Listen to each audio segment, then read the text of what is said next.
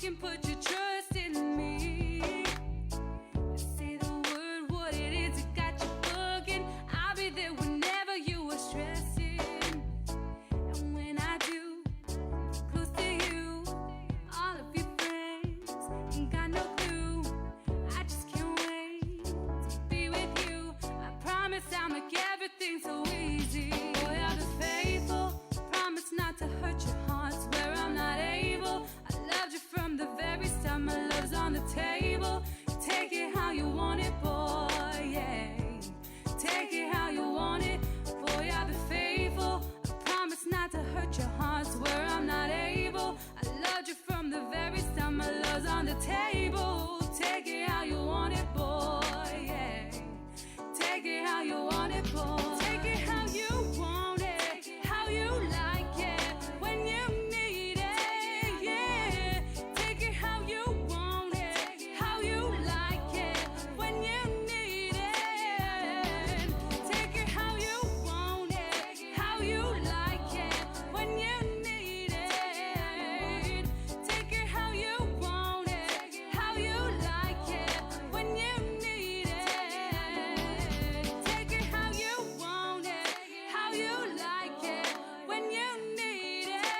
Oh, take it how you want it, how you want it, take it how you want it.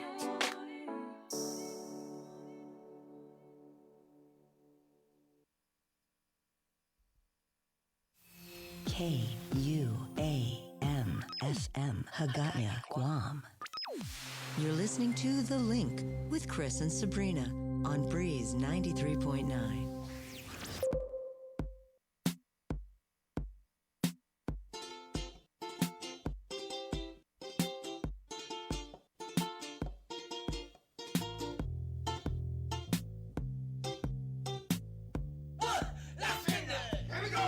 I wanna ride in my Guam bomb, stroll all around, rolling up from the Lido and back to zero down, make up from zero down, zero down, zero down, zero down. I wanna ride in my Guam bomb, stroll all around, rolling up from the Lido and back to zero down, make up from zero down, zero down, zero down, zero down. Soldier rise, come and vibe to this rhythm. Feeling a vibe, I and I reggae paradise. For me, soldier rise, come and vibe to this rhythm. Feeling a vibe, I and I reggae paradise. Every time we jam and I, you know we got that vibe now. Rastafari, I and I, we dancing to this world now. Fuji man or Rasta man, you know we breaking it down now. Fuji man or Rasta man, you know we break it down now. Bring a different mode to our almost words for the praise. What so let's say? What a chick be nude and the boys be worse than a bee. So let behave. I wanna ride in my Guam bomb, stroll all around, rolling up from the Lido and back to zero down, make up from zero down, zero down, zero down, zero down. I wanna ride in my Guam bomb, stroll all around, rolling up from the Lido and back to zero down, make up from zero down, zero down, zero down, zero down.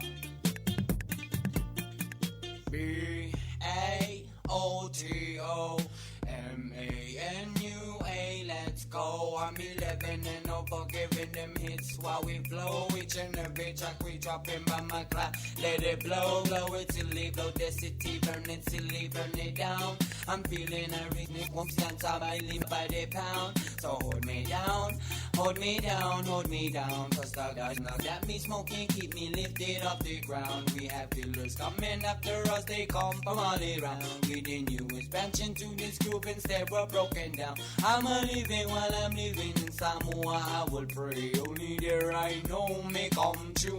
Every day, oh Pumanu, Apango, Pango, listen, I return. So bring us that beat back. I wanna ride in my Guam bomb, stroll all around, rolling up from the Lido and back to zero down, make up from zero down, zero down, zero down, zero down. I wanna ride in my Guam bomb, stroll all around, rolling up from the Lido and back to zero down, make up from zero down, zero down, zero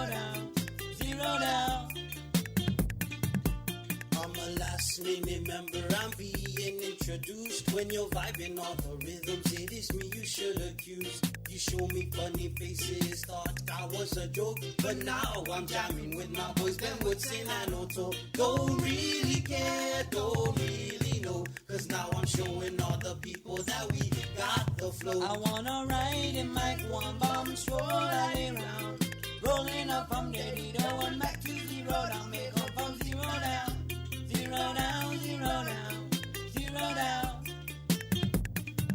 I wanna ride in my Guam bomb, stroll all around, rolling up from the Lido and back to zero down, make up from zero down, zero down, zero down, zero down. Respect now, be Bob on the mic. Respect now.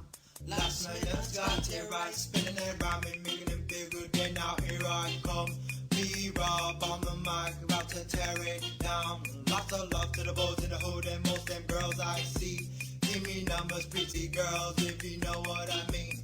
Living life in the north side, you know that's how we roll. Test us, we stay burning like whoa, whoa, whoa, whoa. Be Rob on the mic every day. Be Rob, Jack come down and save me. Be Rob, fellas hold on your ladies. Be Rob, a dive, I'm a crazy. I wanna ride in my Guam bomb, stroll all around, rolling up from the Lido and back to zero down, make up from zero down, zero down, zero down, zero down. I wanna ride in my Guam bomb, stroll all around, rolling up from the Lido and back to zero down. Stay connected through The Link each morning on Breeze 93.9 FM.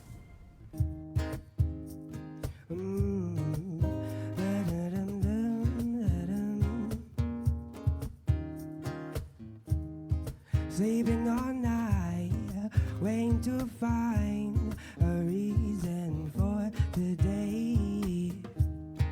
It is so hot, I cannot lie. Let's drink tonight. One beer, maybe more. Mixed drinks out on the floor. Beer jam to going crazy. One last drink before I go. So breathe every day. Appreciate everything you have. Don't always any day, 'cause heaven can wait another day. Heaven can wait. Heaven can wait. Heaven can wait. Heaven can wait another day. Heaven can wait. Heaven can wait. Heaven can wait. Heaven can wait. Heaven can wait. Heaven can wait. Heaven can wait another day. Look at the sky. There must be a reason why it's so soft inside. Look at my heart, fragile and light, and I know the reason why. Two people can adore. Love hurts one sore. Love birds are going crazy 'cause love will show. So breathe every day. Appreciate everything you have. Don't always any day, 'cause heaven can wait another day. Heaven can wait. Heaven can wait. Heaven can wait. Heaven can wait another day. Heaven can wait. Heaven can wait. Heaven can wait. Heaven can wait. Heaven can wait. Heaven can wait. Heaven can wait another day. Hey, hey, hey.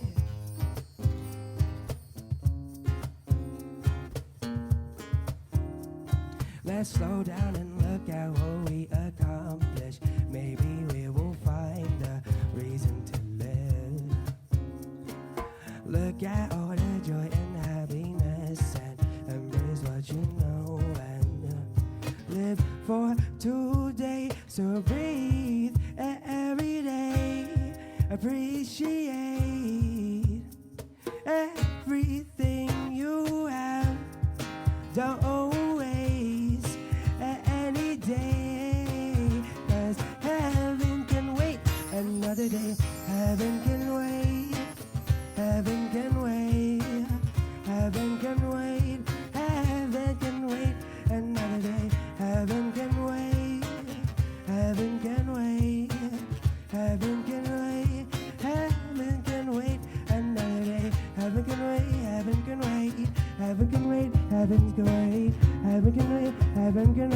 heaven can wait another day, another day. Heaven can wait another day. The link, here on Breeze 93.9 FM.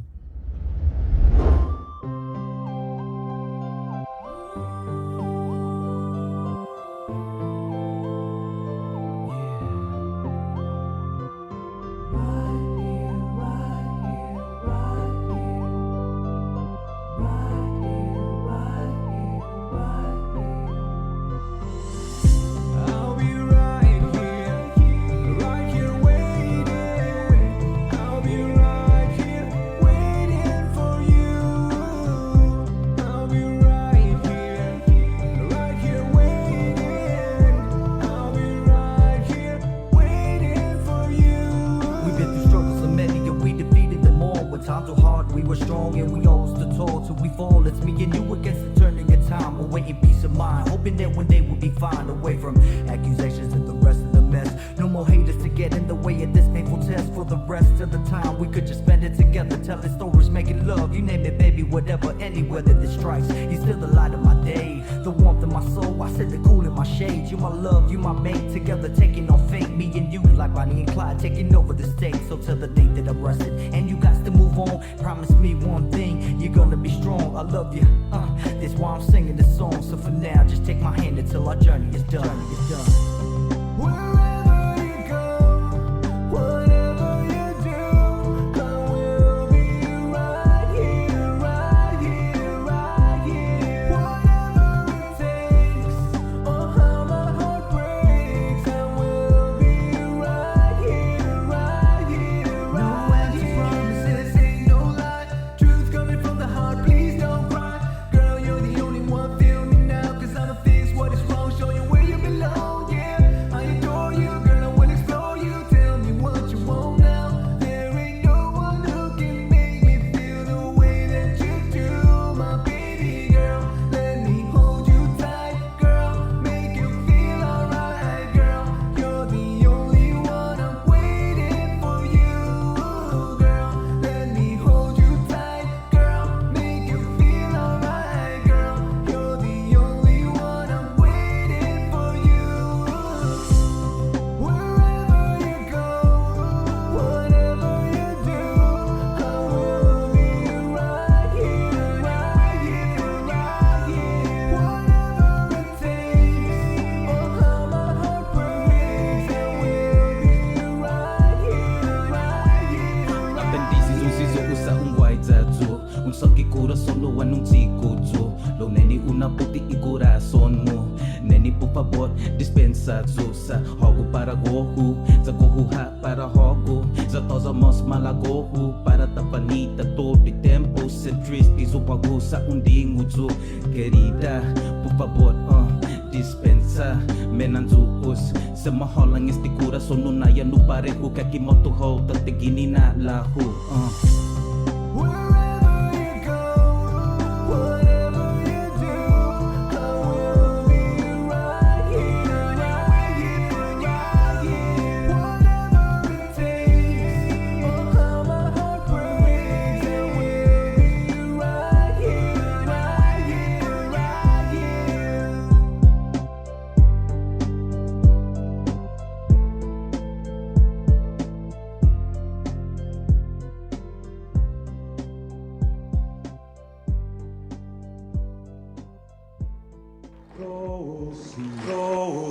Rosinha uli di sombranza tanmak e zuita saluda antes di niga Radzaudzan malak estrezas durante todo em memu a nogi distância como cupo palo Saniman malak guafi ikonum nasugi airi prebatula noci nai banderata gaigi pues Atan Fanny Bandera Kau esta pagua pumalalapa Giluk tanu man libri Sentamiti man ko badi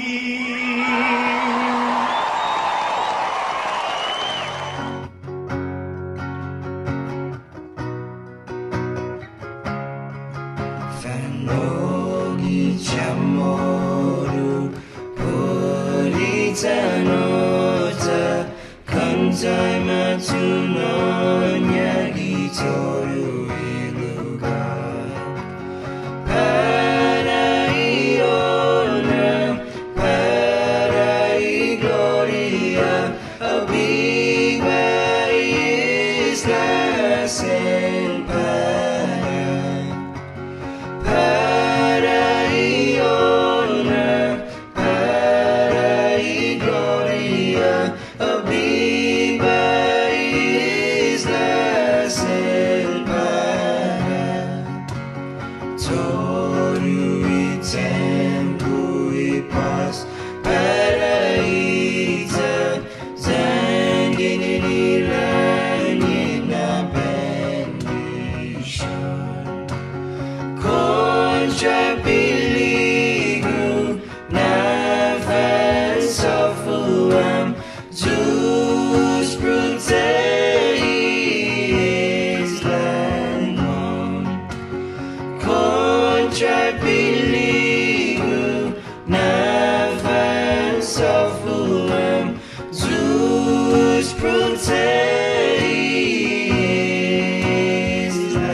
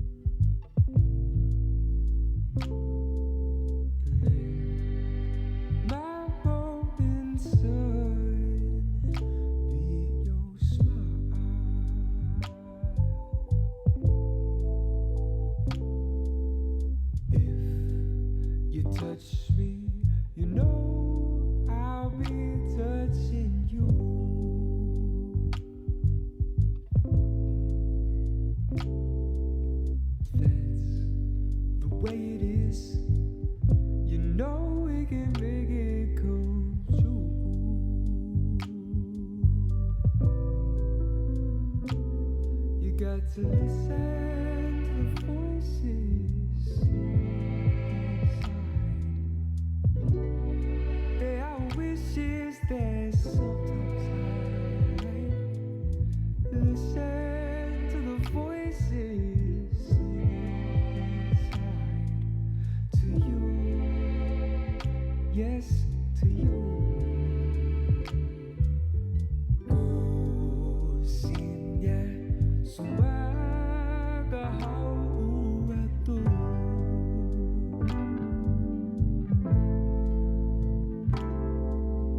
Feliz September agine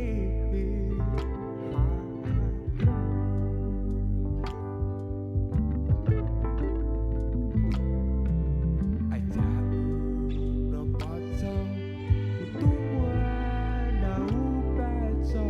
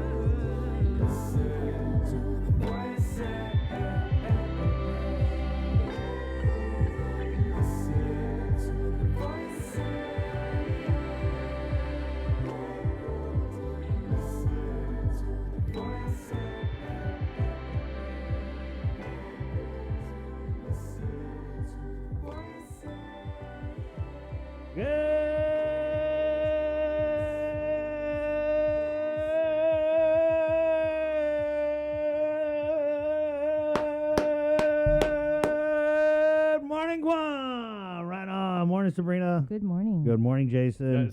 Somebody's got energy. I'm thinking maybe somebody stayed up until about 10:47 p.m. last night or Yeah, thereabouts, there's- watching a certain I was public watching hearing. Netflix. Was it Netflix or the public hearing? Oh, was there here? Oh, yeah, of course, the public hearing. Well, that's why you have a computer and a phone, right? Oh boy, yeah. Good morning, hey everyone. Good morning. It's Thursday, July 8th. Best comment so far from Maggie Monroe Anderson. Hafaday, good morning, everybody. One more day towards the weekend. That's it. It's creeping up. Yeah, it's Thursday. One more day till Friday. Good morning, Link Fam on our Facebook Live feed. Thanks for joining us. as we're definitely going to be talking about this first public hearing for Bill 112, the controversial Bill 112. Now, that is not the longest public hearing that's ever been held by our friends down at the Guam legislature, but 5.5 hours. But that was a marathon one. That was pretty long, and there were a lot of people that came out, right? Yeah. Bree, what's the longest public hearing we've ever covered? Some have been in excess of 8 hours, I remember. I remember there was a hearing. It was years ago, and Was it on, like, it was land the return, or- no, it was the gavel grab. Oh, And yeah. was Oh, the that one. Yeah. Wait, who was that? That was it? It was Ray Tenorio grabbing the gavel from former Speaker Judy Wampat. Judy Wampat, Yeah. right. So yeah, I got a call like it must have been the middle of the night or late at night, and I ran down there, just like jumped out of bed and ran down there, and I got like video of the whole thing. It was pretty crazy. And of course, these are in the days before you could just stay in bed and watch it on YouTube, holding your phone. No, it was on TV, but I got Yeah. a call. Get down here! Get down here! Right. Yeah. It's like, okay, I'm on my way. Okay, Chris. Now because you watched pretty much the whole thing, right, from 5 until around like as I said, like 10:47 ish. At any point when you were watching it on your phone, I'm assuming, right? Yeah. At any point were you dozing off, and did you drop the phone either on your chest, on your face, or on your baby making parts? What? Because that happens to me all the time. Like when I'm watching stuff like late at night. I'll After just, the hearing was over, I was watching my comic book movie videos, and yes, I did drop my phone while I was Nice. sleeping. Fell out of my hand onto the floor. But it was a Ooh, long hearing. That's not good. You know. It was definitely a long hearing, 5.5 hours, and they didn't even get to everyone who was there to testify, as a vast majority of the testimony came from doctors and healthcare professionals, and we've got a bunch of it here on the show for you guys this morning. Yeah, we've got your back. We put together like a highlight reel, as it were. Right on. Bree, I know you watched the hearing too. What were some of the takeaways? Didn't watch the whole thing. You didn't watch the whole thing? Yeah. Okay. But of the testimony you did watch, definitely the doctors, the recurring theme was that this is going to damage an already fragile healthcare system. Right, that there's going to be unintended consequences if the legislation is enacted as it is. But there was also, I liked hearing from other doctors, that the ones that you don't always hear from every day, like the Dr. Alexandra Leon Guerrero. There were quite a few doctors that, I hadn't heard their voices before. Right. And there was one who, I think she just graduated, but she's not a doctor. She's a physician's assistant. So she could prescribe medications, she could do certain procedures. And she talked about the the social media comments and just how they're being portrayed as, greedy physicians and bullies and things like that. Yeah, I know Dr. Alexander Leon Guerrero. She's a general surgeon. Yeah, I believe that, yeah. She's So- actually trained in robotic surgery, Mm-hmm. but there's no robots on Guam. Right, but she still performed Of course. several And that was different kind of procedures. the takeaway for me was that what we have on Guam is because of our geographic location and our population, we don't really have enough people with certain conditions that would support full-time specialists on Guam. That's not even new. We've had that for decades, right? But so what's happening is these doctors who are trained in a certain discipline are performing procedures outside of their scope of expertise, and they were basically saying that the current arbitration law protects them from malpractice claims because they're just trying to help out. You know what I mean? They say we don't have this specialist, we don't have that specialist, so I'm a surgeon, I can try it. Or I mean, God, that's a. I don't think it was. It's not like that, okay? But I mean, that's an issue. I think it's relevant if we have doctors who are acting outside of their expertise because we don't have the specialists. What do we do about the liability that incurs? I mean, do we just continue to give everyone a pass because they're just trying to make up for the lack of specialists? Hence, when they were talking, they were asking, like, let's work together. Right. Let's come up with a compromise. Let's not do this in its current form. So hopefully they can find some middle ground, meet together. It doesn't have to be in this public hearing forum. Like, do some, I don't know, some It actually side does. meetings or something. Yeah. Well, yeah, eventually, yeah. But you can meet. It doesn't have to be, like, in a public hearing forum. But you can Negotiation, have discussions mediation. or Yeah. town hall meetings or whatever.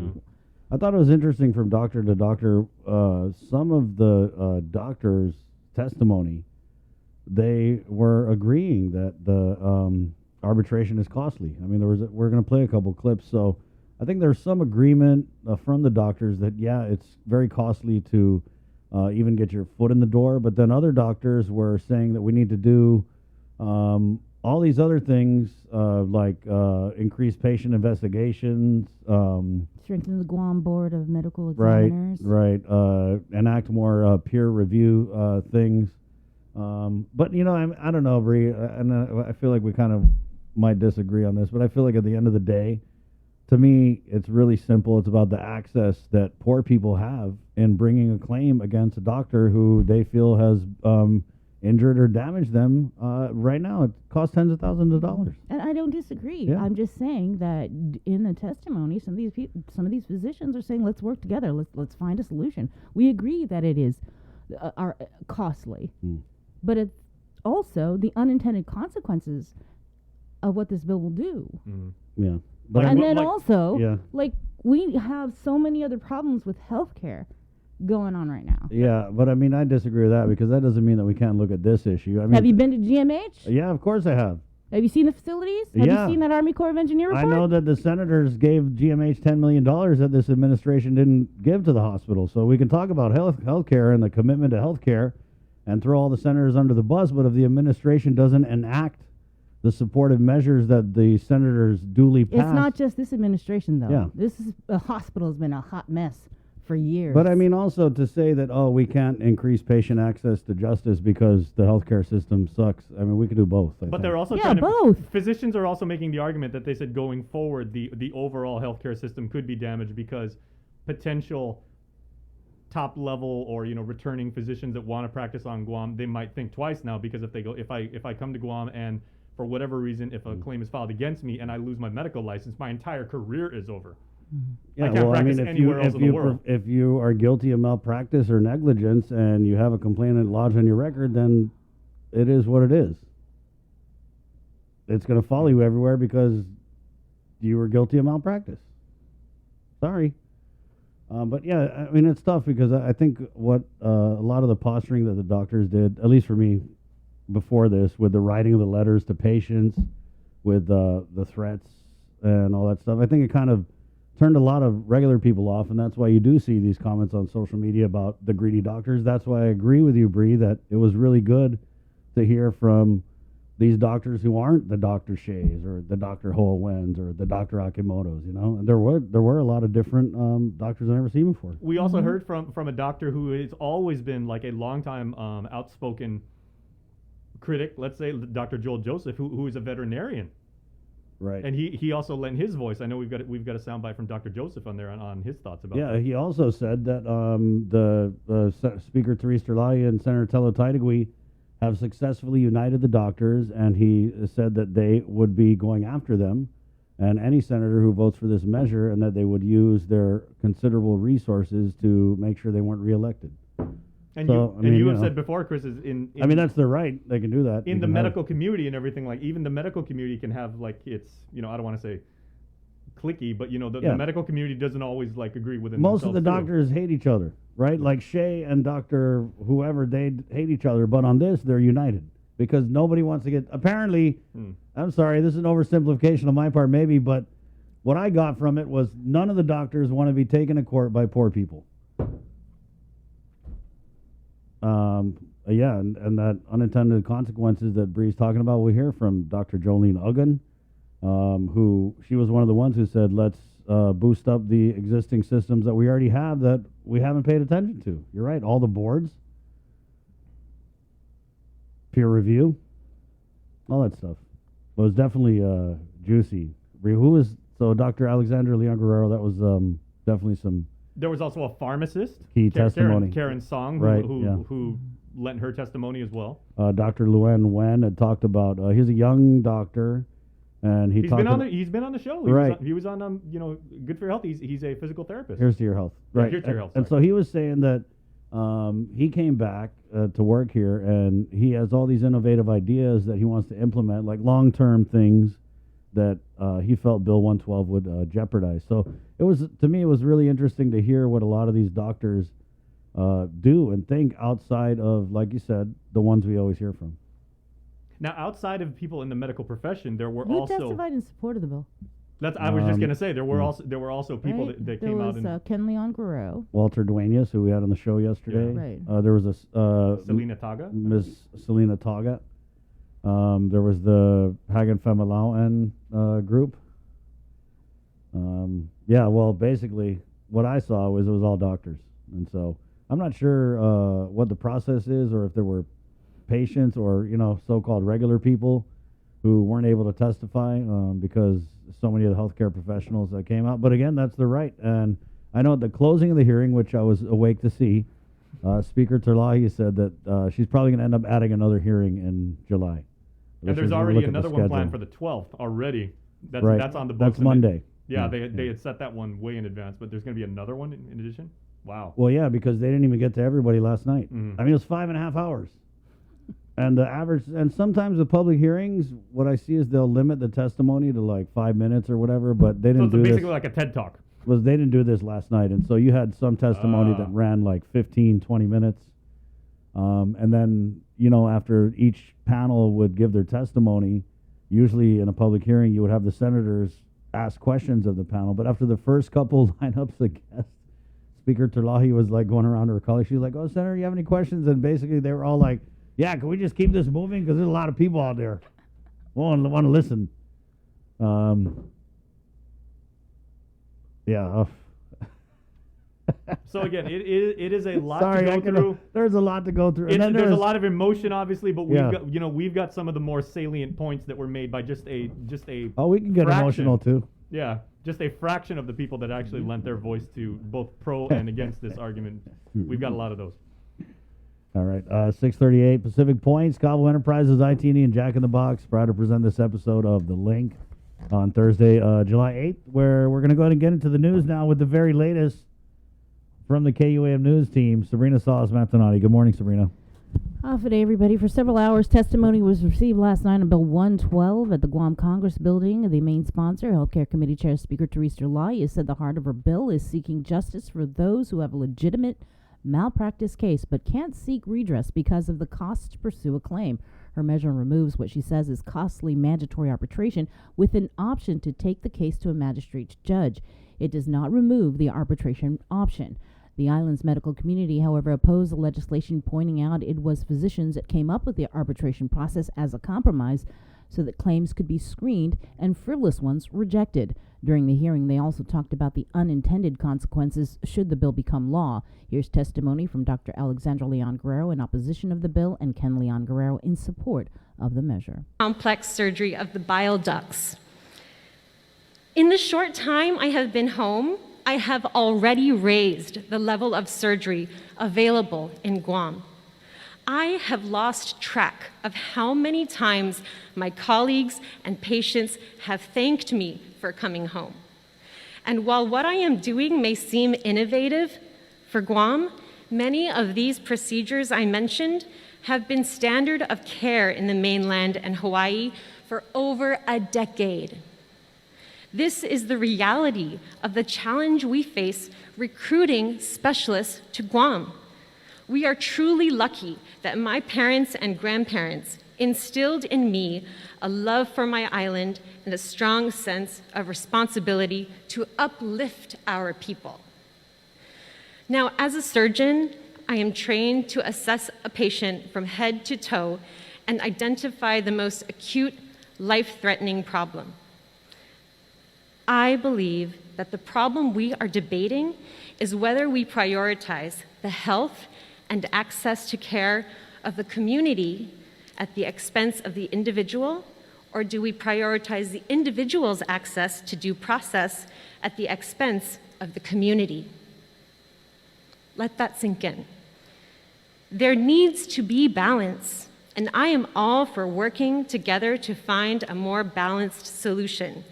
But Bill 112 is not the answer. It goes against the national trend of having some sort of pre-trial alternative dispute resolution and screening panels in medical liability or malpractice cases.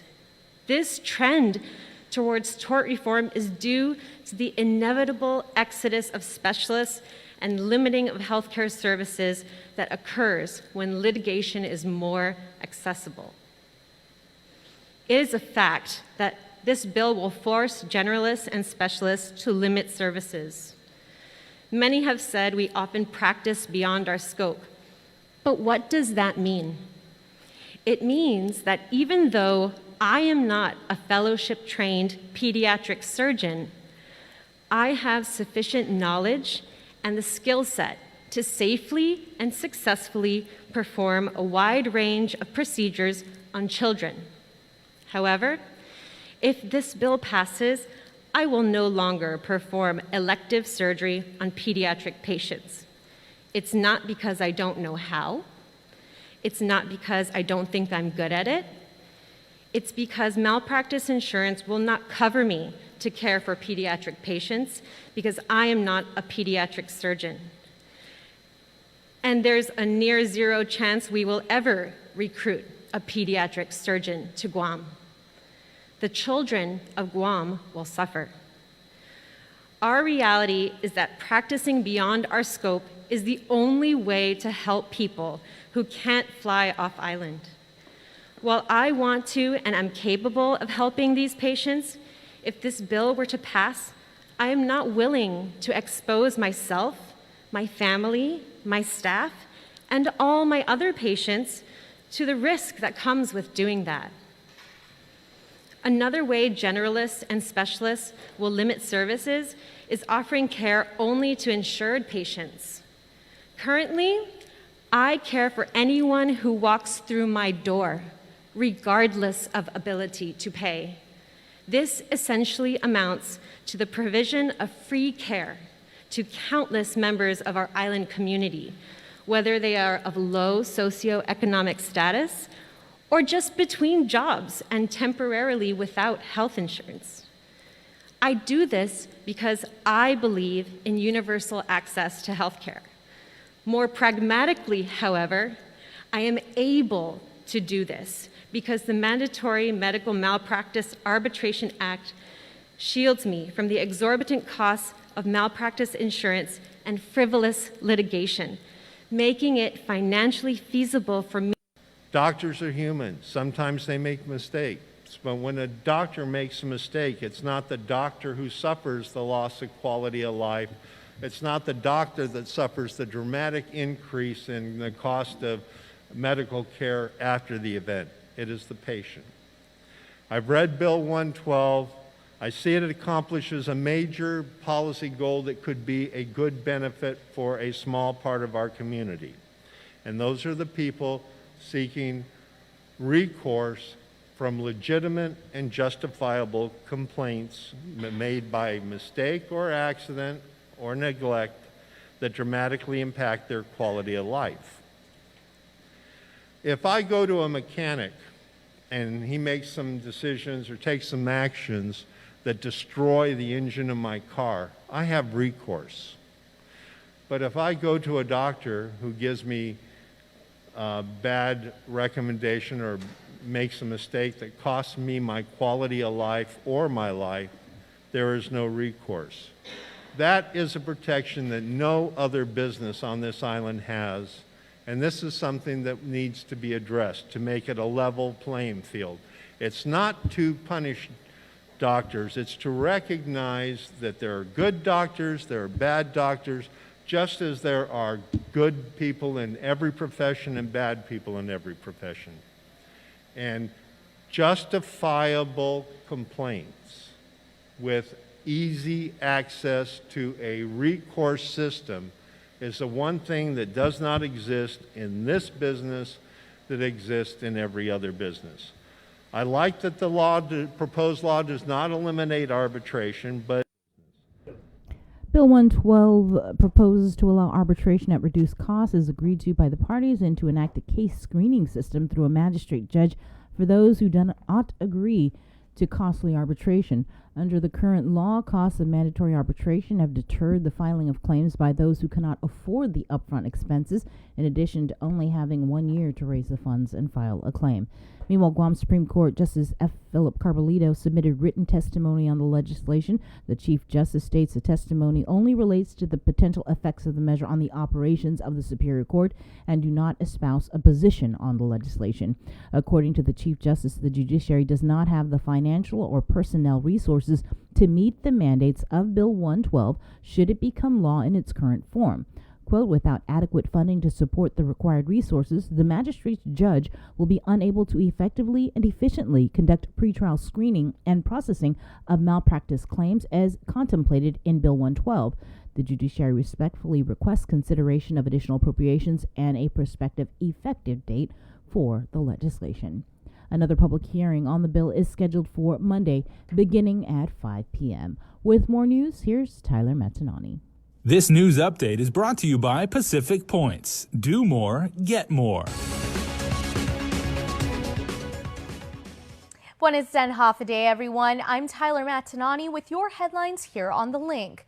New details have been disclosed to the media regarding the officer-involved shooting last Wednesday in Tamuning. The independent investigative team, which is led by the Office of the Attorney General, has conducted several interviews, reviewed information from the public, and obtained surveillance footage. One surveillance clip shows a man running towards the white Mitsubishi just as it's pulling out of the Centam building parking lot. While the vehicle slows down, the man stops running and then begins walking and waving his arms up and down. The second clip displays a man running out of the parking lot of the Hemlani Apartments. As the white car is driving down the street, it appears the man is running towards the vehicle. Attorney General Levin Camacho said, quote, "We are changing the way we do things because in order to build confidence in law enforcement and in the criminal justice system, we have to be more transparent." As we reported, the victim has been identified as 49-year-old Fowler Fabian. A forensic autopsy is tentatively scheduled for Sunday, July 11.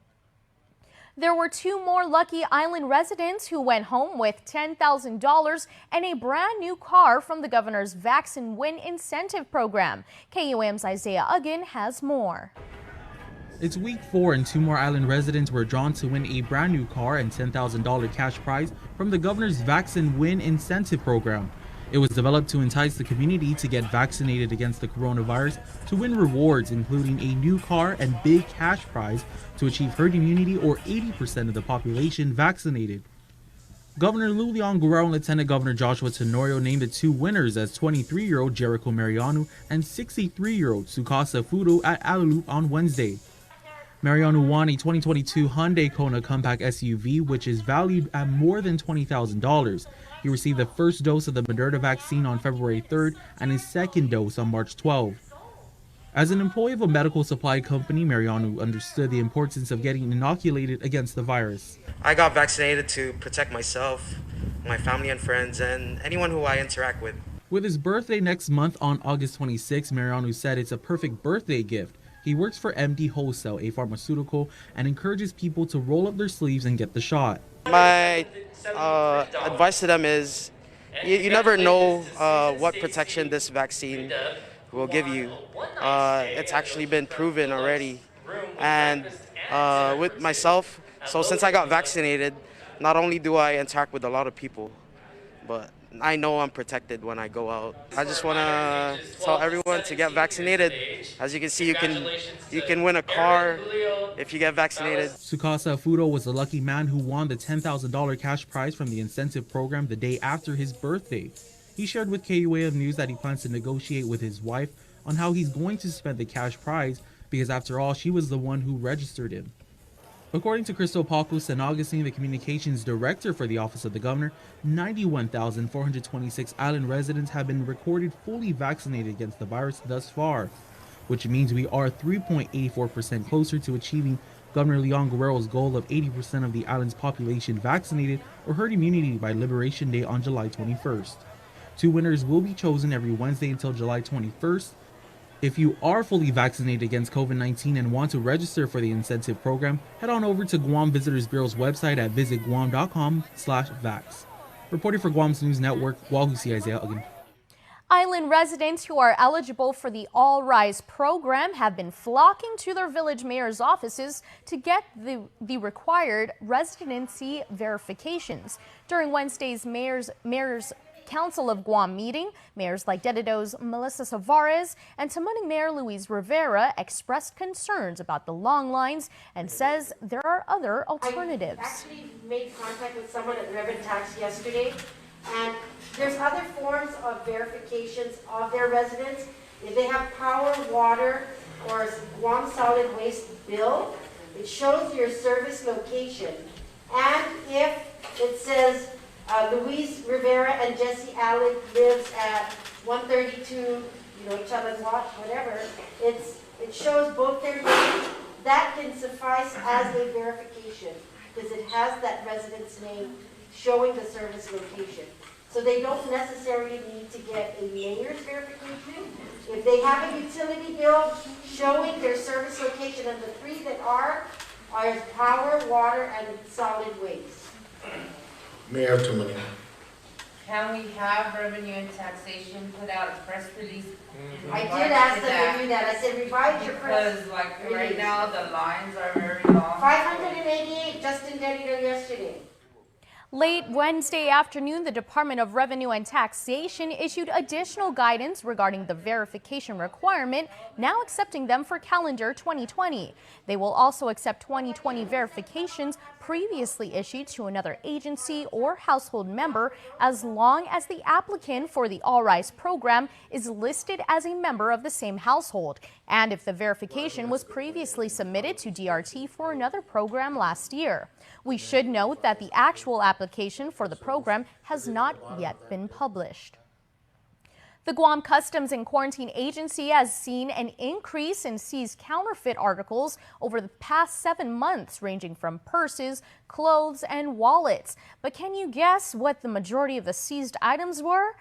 The answer may not be what you expect.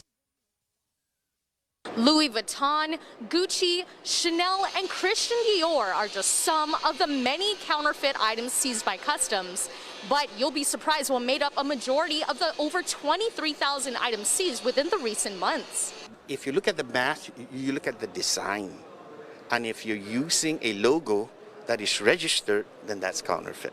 Many seem to go through the pandemic in style. Guam Customs and Quarantine Agency Director Ike Pareto says that out of the 23,600 counterfeit articles seized this year, majority of them were masks. But custom officers look for more than just logos. Stitching, colors, patterns, and even materials are all trademarked. And they're trained to have a keen eye for this. And while the world may have slowed down and gone into pandemic mode, the work at Customs was kicked into high gear. We're finding out that a lot of these items that are being brought into Guam are purchased online on Facebook and Instagram, on auctions. And they're taking advantage of that. All of these that you're seeing here are actually seized here at the borders. It's either be here at cargo or down at the port, but it's mainly here at air cargo. Reselling counterfeit items are a violation of the trademark laws, and Guam Customs is mandated to safeguard not just the industries, but residents and the tourism industry from counterfeit or dangerous products. With respect to customs, we have recently passed the manifest bill. In that manifest bill, it's going through the adjudication. And we have a set of penalties for this type of items. Once approved, they'll be able to issue penalties on passengers and importers bringing the goods in for resale. There are many factors that determine this. Pareto gave the example that if a family of 5 is coming in, it makes sense that they may have around 5 sets of whatever items they're bringing in. But when you have a whole box of purses, and it's only you, and you're saying that there's 30 individual items in that box, and you're telling me that it's your own personal use, then that's questionable. He adds that the main countries the items are coming in from are China, the Philippines, Korea, and Singapore. The Bank of Guam has changed the name of its U.S. mainland operation to Tossie Bank. Executives say the rebranding will provide more agility in a highly competitive environment as the bank seeks to expand into other stateside markets. Here's more. Bank President and CEO Joaquin Cook says the rebranding has been under consideration for several years now. The new Tossie moniker is part of a long-time strategic initiative to grow the bank's presence in the mainland. We always knew at some point there would need to be some sort of branching off, and this is doing that from a external standpoint, from a marketing and a branding standpoint. So while yes, there is emotional attachment, of course, we don't want to see the name Bank of Guam be taken down from the Montgomery Street sign. It'll still be there because anywhere you see Tossie Bank, they'd always say Division of Bank of Guam. He says the name, which means ocean in Chamorro, and the wave logo are designed to visually connect cultures spanning 6,000 miles from Guam to San Francisco. Dave Hovis, California Regional Manager, is the new president of Tossie Bank. Our target market is going to be small to medium-sized businesses with credit needs up to $30 million. Our typical transaction size is about $3 million out here.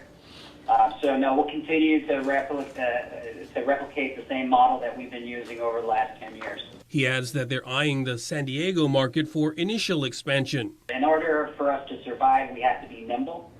We have to be able to look beyond the underwriting box and dig deeper into the financials and the operation and really see value that may not be apparent in a tax return. Cook says much of their growth is coming from the mainland operation as they can tap into the much larger scale there. Yes, it's much more competitive, but if you can find a niche to operate in where you're providing or you're filling a need, a gap that's overlooked either between the small banks, too big for the small banks, too small for the big banks, which is what we've done, you find a nice little spot to do well in. Tossie Bank is also a minority depository institution which can offer a greater share of SBA guaranteed small business loans to minority groups.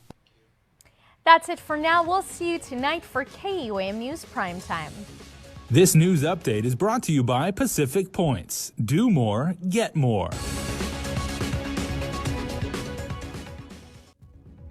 The Joint Information Center reports 14 new positive cases identified out of 617 tests performed on July 6th.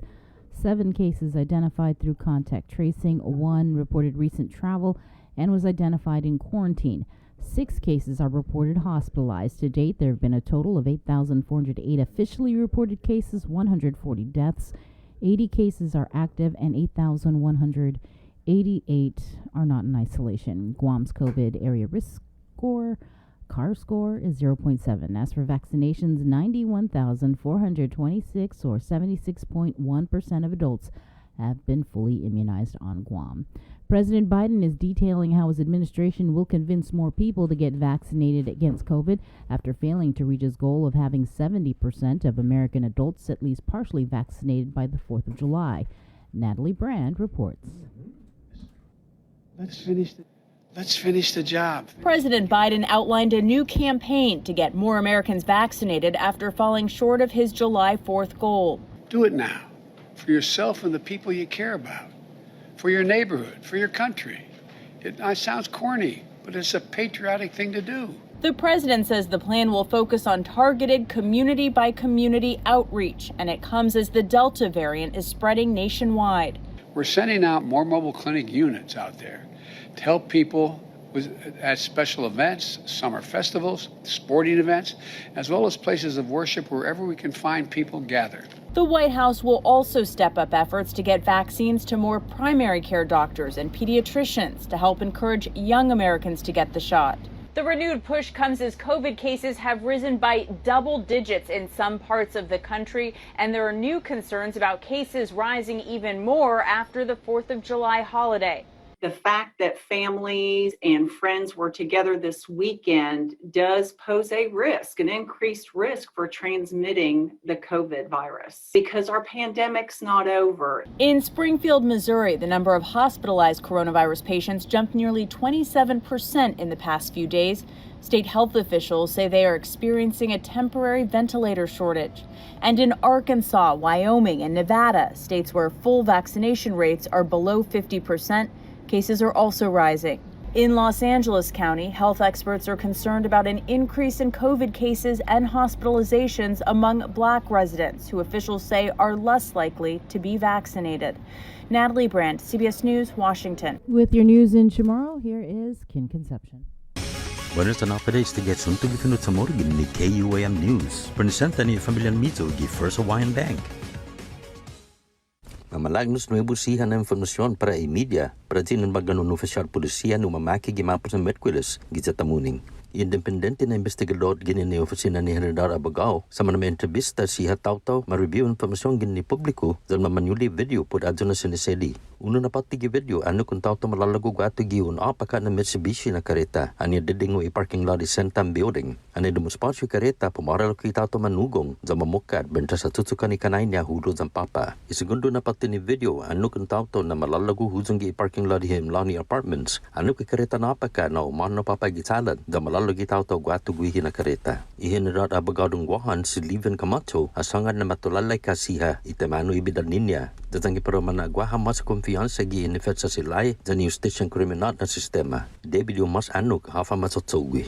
Numa report di biktima sa ma-identifika na si Failer Fabian, 49 anos na edad. Pero ma-autopsy si Fabian gi Domingo di 11 Hulyo. Di otro, si West Vern Perez gin ni Superior Court of Guam sa sigon mona da konforma imadulag na si Mark Chaffers ginisentat kilo na official polisiya no Coronet. Madisiplina si Chaffers was madulag gi Guam Police Department puli aksyon niya yun insidente gi Christmas Eve 2016 na sakan. Hamom di sa nalalad di otro siya no official polisiya ni taw-taw niya animan marespondo pot ma-report probido na kwetes gi gumaniya gita agad. Ano kadto na sinisedi gi video ni tinili body cam gi otro na opisyal. Haapela ay madulag na si Chaffers. Puli aksyon niya Loy Civil Service Commission sa marinunsya adunay na pela. Masoda na kontradisi ordiniyef ng polisiya gwi na tempo si J.I. Cruz na munga na usangan gi publiko hafa masusedi hasta kimunada na investigasyon siya. Masasunto, un acupuncturist sa maatsaki 2 na segundo grado na criminal sexual conduct ni permit grado na felony. Según ni dokumento ni Korte, si Baig Jong Sang, 70 anos na edad, sa 30 taong biktima gidyad 28 gi Hunyo. Anya dulog ni aguha siya at tutuhon pumatay biktima gipapamagagunya. Masaya sinangani ni biktima para opara adi sa tendi za kontinua ibidalda niya. Ilingay palawan na biktima na tisinagwi kumalamtim sa puriaguha siya sa tunmento ipinadesisyon niya. Yutumo, porsyento siya na tao to mamifila gi ofisinan mahot siya antes di ma-release aplikasyon ni All Rise. The Department of Revenue and Taxation sa manahutong lokoy nuevo na inasgayon para verifikasyon ni mahot ay manesisita para direktamento na inasisten na programa. Para ma-accepta ni Revenue and Tax preban amano na songsong na sumasaga iman ang publika ginofisinan ni mahot para 20-20 na sakan estapago na sakan. Para ma-accepta kopya lokoy para di pareuha na verifikasyon kumu esta man manai otro na ahensya ng gobernamento para otro siya na membro ni pareuha na household. Gimas, i-Revenue and Tax sa ma-accepta lokoy verifikasyon no masamita esta para otro na klaseng programa gi pareuha na durante. Taza anunsyo para naen para mafanhudong i aplikasyon siya. Para Guam News Network, Guasican Conception. Yasunto ifinut sa moro sa presenta sa ninafato ni Familian Mizo gi First Hawaiian Bank. June makes the best malasadas in Hawaii, a fact not lost on Daryl, whose brother Byron is cooking the onaga he caught at a secret fishing spot with his girlfriend Malia, who used to work for the Shave Ice Guy, whose second cousin Vince drives the school bus ridden by Calais, whose auntie makes the best malasadas in Hawaii. Everything here is connected, and with the new First Hawaiian Bank mobile app, you can stay just as connected to your finances, and it all starts with yes. Do you feel like you're missing out on something? Make life more rewarding with Pacific Points.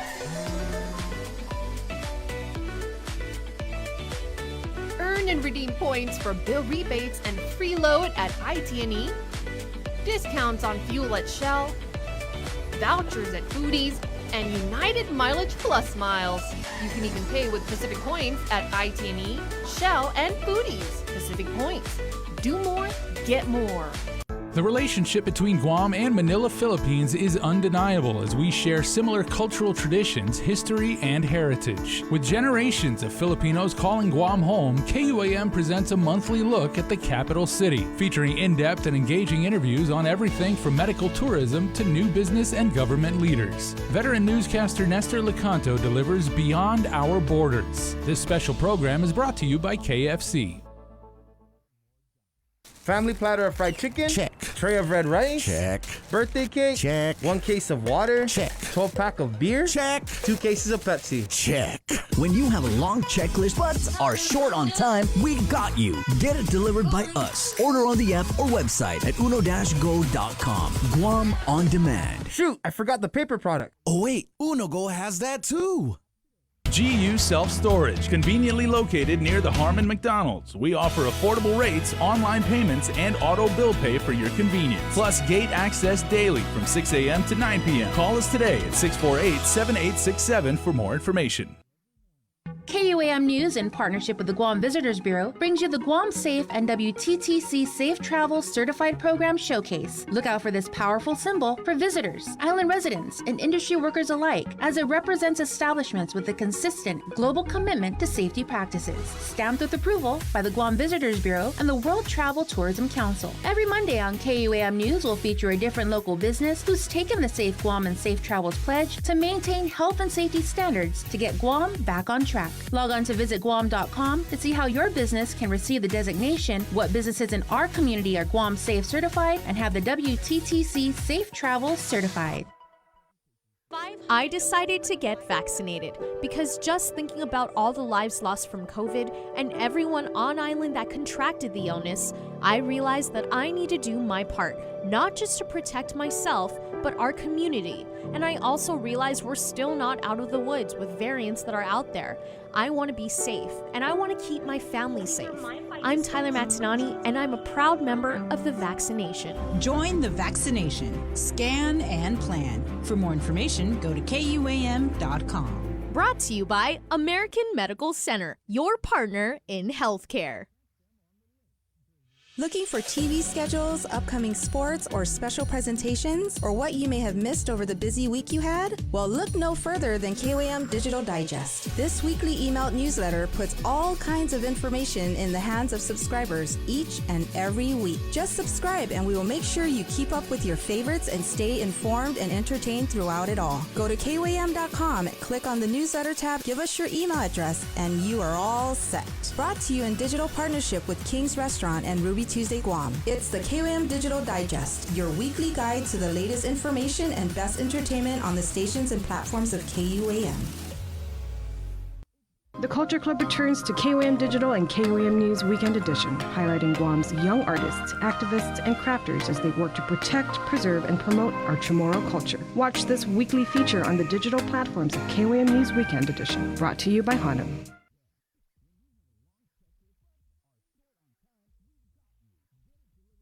Uno Mixed. We're mixing it up on the last Thursday of every month with a look at lifestyle, entertainment, food, and so much more on the stations, networks, and digital platforms of KUAM Communications. Uno Mixed is presented to you by Docomo Pacific, Better Together, and Pepsi.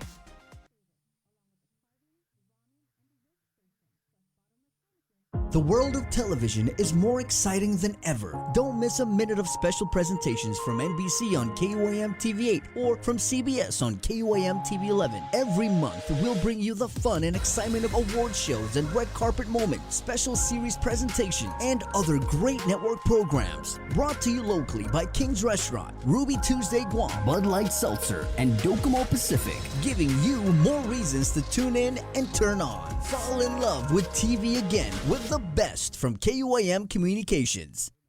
Catch SportsLink on the KUAM News Morning Show, The Link, every Friday to hear about the latest in sports news, game schedules, athlete profiles, and more. SportsLink, brought to you each week by Cure Alkaline Water and Mariana's Irrigation and Landscape, airs every Friday across the multimedia platforms of KUAM. Tune into the broadcast on Breeze 93.9 FM on KUAM TV 11, live streaming through the KUAM News Facebook page, or view highlights on YouTube, KUAM News Facebook, and Instagram. SportsLink is hosted by Dave Delgado through KUAM Sports, and he will make sure that everyone knows what is happening on the fields, in the gyms, and everywhere in between.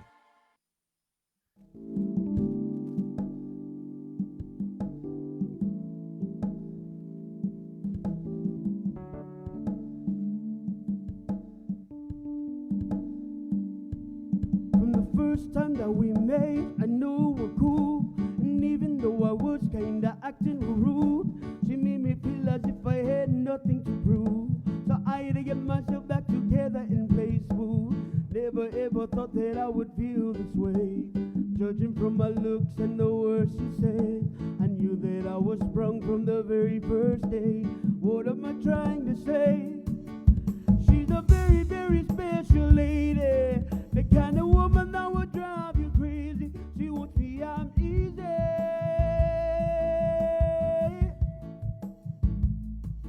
Ooh, and I never ever break your heart. We'll be together, baby, never part. For you, baby, I'm easy. Hey, good morning. Morning, Sabrina. Morning. How's it? It's okay. It's all right. It's Thursday, guys, July 8th. Good morning, Jason Solis. Good morning. So we're working on this great thing, pretty cool thing, the KUAM Podcast Network, where we have a bunch of podcasts. It's not just Crimes Without Convictions, which is really just like, boom, viral. That's great, still getting great going. show, Bree. So many people are talking about that. Thanks. It's a lot of hard work. A lot of emotion too, I would assume. Yeah. Yeah. Yesterday's interview, definitely a lot of emotion, and I have a couple more interviews Can you today. Can you tell us what you're working on for the next episode? Yeah, I'm working on the Jennifer Mesa murder in 1987, and actually, is today Thursday? Mm-hmm. Yeah. Today's the 34-year anniversary. Oh my God. Of her murder. And in case you guys don't, this is a case that happened when I was in high school, so I remember it very vividly. I think she was also attending Academy of Our Lady. Yeah, 16 years old. 16 years old, beautiful young woman, so bright, intelligent from what everyone is saying. Found brutally murdered. I mean, this is a heinous crime. Yeah. Her house at the time was kind of down the hill from the Department of Corrections. Near DOC. She was spending the summer with her father, who has since passed away. Right. And so, yeah, that's going to be the next podcast from Bree with Crimes Without Convictions. I mean, there's just so many stories that people have been talking about. You started a really great conversation, Bree, with the drop of that podcast because I know it was about Deanna Oli, but people talked about not just that case, but a lot of other cases in Guam history. Mm-hmm. That because there's kind of like a gap. Like Sean Gumatata is joining us here on the Zoom. Sean, and you're very experienced, so you can jump in on this too. But there's kind of like a gap in our ability to access like files and, you know, media stories, videos for pretty much anything before, like, what would you say? I want to say mid-90s. Yeah, mid-90s. And this isn't just with art. Like, we have a ton of tapes back there, archives of so many stories and interviews going back to, you know, I mean, the late 90s. But this is also media-wide across the board for Guam media. I mean, with whether it's, you know, any of the newspapers. I mean, we were, you know, or Guam Cable News or anything. You can't really Google. Like, let's say I wanted to Google the Abati case. You type it in, nothing comes up because a lot of the archives for the media haven't been digitized yet. So it's a challenge, right? But what we do have is we have cops, prosecutors, detectives who have worked these cases and that are still here, right, and remember and worked on these cases. So yeah, I'm interviewing former Chief of Police James Marquez. today, along with Sergeant Joe Tayama, and they both were with the, Criminal Investigation Division. Right. Sean, is there a particular case that really sticks out in your mind that kind of falls in this, like in this genre? You know, when first off, good morning, you guys. I think when I started to listen to your podcast, Sabrina, it was the Bo Burnham trial actually jumped out and just had a lot of reminders of that. Because remember, it was front and center across every platform, and when I mean platform, radio, TV, print, and a lot of resources we put at KUAM at the time to kind of sit there in trial. And it wasn't those days, guys, where you can kind of go in maybe on a passing day. You would have to sit in the trial. There was no cameras allowed. Cameras were not allowed in court until 1999, and an effort that Sabrina, myself, and I believe Jason just started when we started to get cameras in the court. And then since then, it has really changed the way that we look at jury trials and the way that we look at the justice system. And your podcast, Sabrina, looking at the amount of time, looking at the kind of the details, it for guys like me who was on the desk, it opens up old wounds. It was very difficult at the time to be able to report that to the community. It just was very challenging, and we had some great people around us that were able to help us make sense of it all. Yeah. And Nestor actually was, I want to say maybe he was news director at the time. Or I know he was. I think he was during the Mesa time, right? He was. Right. Yeah, I heard you talking to him about it yesterday. But Sean, we're talking about this KUAM podcast network, and it's Crimes Without Convictions. We also have the Hafideza podcast, the One Micronesia podcast, Boca Talks. There's also Ken Nicholas and his esports gaming podcast, and Sean Gumatautal and his That's It, That's All podcast. Sean, I mean, that's it, that's all. You can't really figure out what your podcast is about from the title. So can you give us maybe a little synopsis of what listeners can expect when they hear one of your podcasts? Yeah, first off, I'm very excited to be a part of the KUAM Podcast Network. And when I started the podcast back in January, I got to say, if you're a podcaster and you are making content today, to be a part of this group really is a big deal for myself, for the podcast in general. But the whole idea of That's It, That's All, it actually, I had the privilege when I was back in the States to interview my dad, the guy who's kind of his saying, that's it, that's all, used to drive us crazy. But it's the looking at things, keeping words very simple, and looking at issues that way. So the podcast has done everything from looking at politics. Turning 50, I didn't believe would be a big deal. The Jones Act, which my son he was the one who said, "Dad, can you do a podcast about the Jones Act?" Here's a 16-year-old boy asking to do a podcast about the Jones Act. I think he was trying to get away with some kind of project at Notre Dame.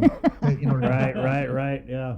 But the whole idea of it all is really just to kind of give my 2 cents about issues and be very succinct. And it's been a very exciting project for me, and I'm really enjoying every single bit of it. And this week, the podcast is talking about medical liability insurance and the whole idea of reform. So it's a really, I guess, over time, I wasn't really going to do it. But then as the issue started to come up and spending time to research it, it actually has become a very important issue that I think that every one of us should be looking at today. I'm pretty sure you caught the hearing last night. I did. I was up until I passed out at 10, whatever o'clock it was, near the end. I was listening throughout the night, and very impassioned testimony from not only families who were impacted by maybe, call them bad doctors, because I think that's what this issue has now polarized this community into. It's good doctors, bad doctors. But there's no question that the reform is an important thing. I don't know if you guys know, and I'm going to talk about it in the podcast, but this whole idea of medical malpractice is the 3rd leading cause of death in America. Behind cancer and behind heart disease. So when we think of the issue, it's not something that just came out of nowhere. It's been kind of stewing. The pandemic has complicated matters because now we're putting even more pressure on a group of folks who've been asked to step forward and do more with less. And obviously, this pandemic, and with this, say the bill goes into play, a lot of people would say maybe the pandemic and the response to it might go down because no one's willing to risk their entire license to do certain things that would go beyond the scope of what they do on a daily basis. All right. But this clip we're about to play is not about medical malpractice, is it? No, it's not. It must be from this last week's podcast. It's about online. It's the hold on, Jay. Yeah, it's the episode of Sean's podcast, which we're actually going to feature today.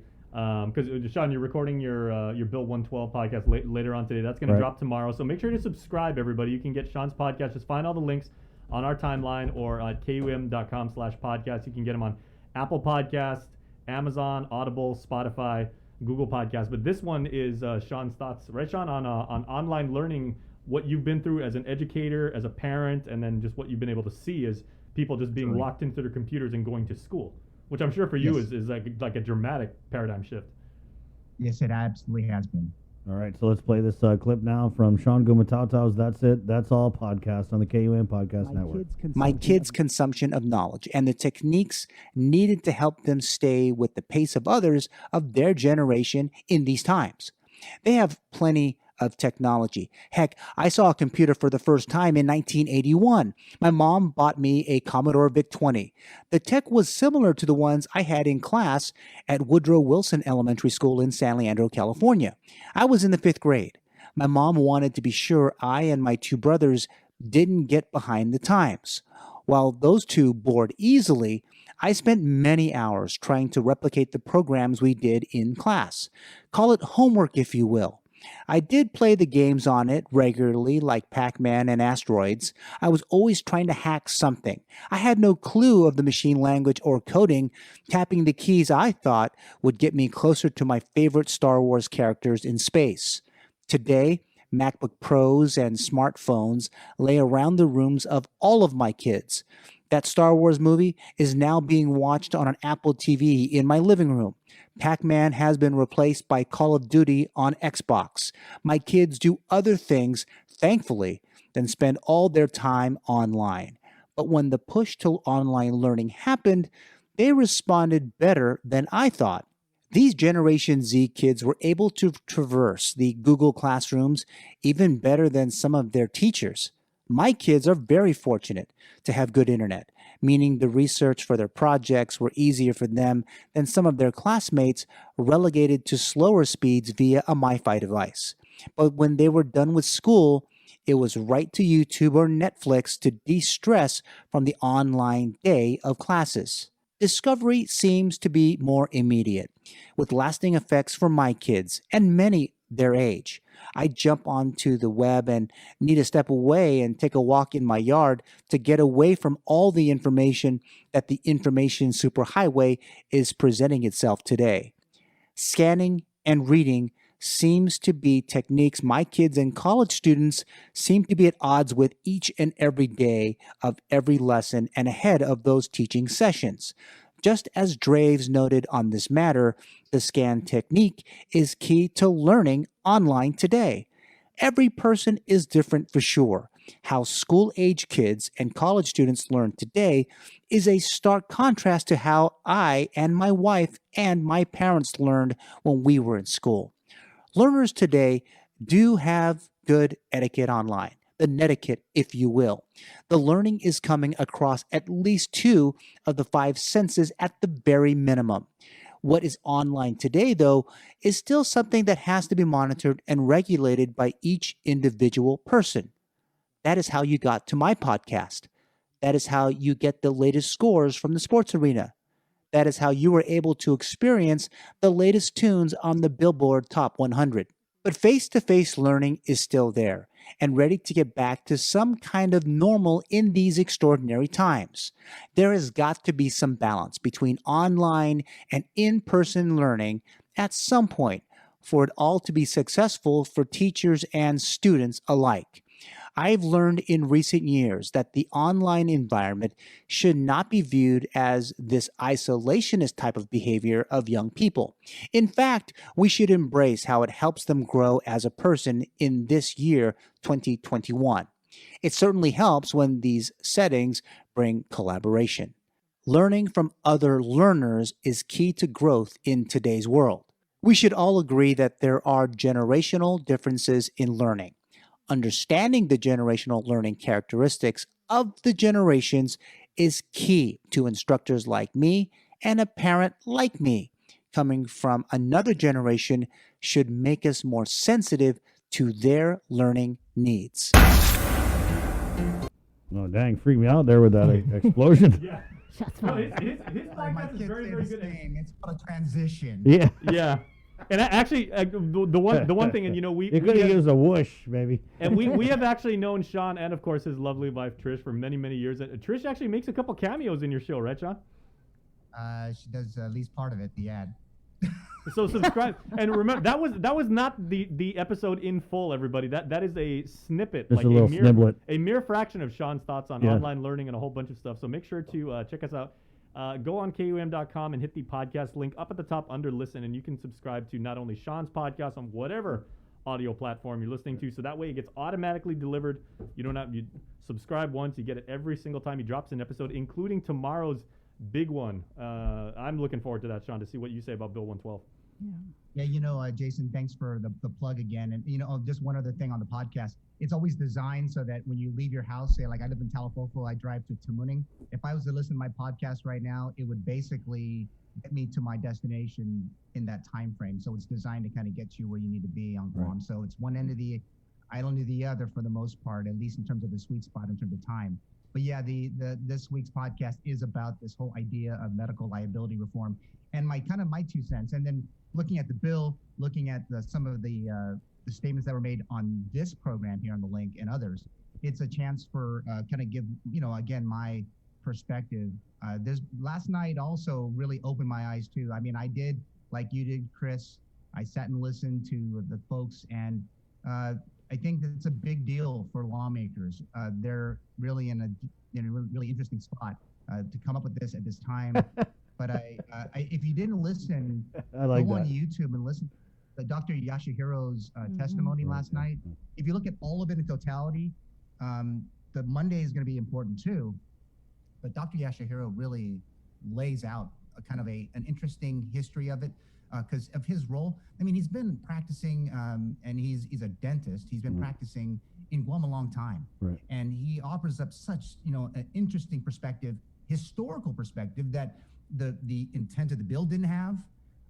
The senators who were authors missed that boat to talk about, and he put it in such a way that's so easy to understand. So if you're a doctor or you're a patient, if you listen to Dr. Yashihiro, it really says a lot about what this is all about and how we should look at it. And he put it right back on them and how lawmakers will be looked at if this is passed or not. Sean, thanks for your time. And when that episode drops, shoot us a little clip, and we'll be sure to get it out maybe Monday on the day of the public hearing.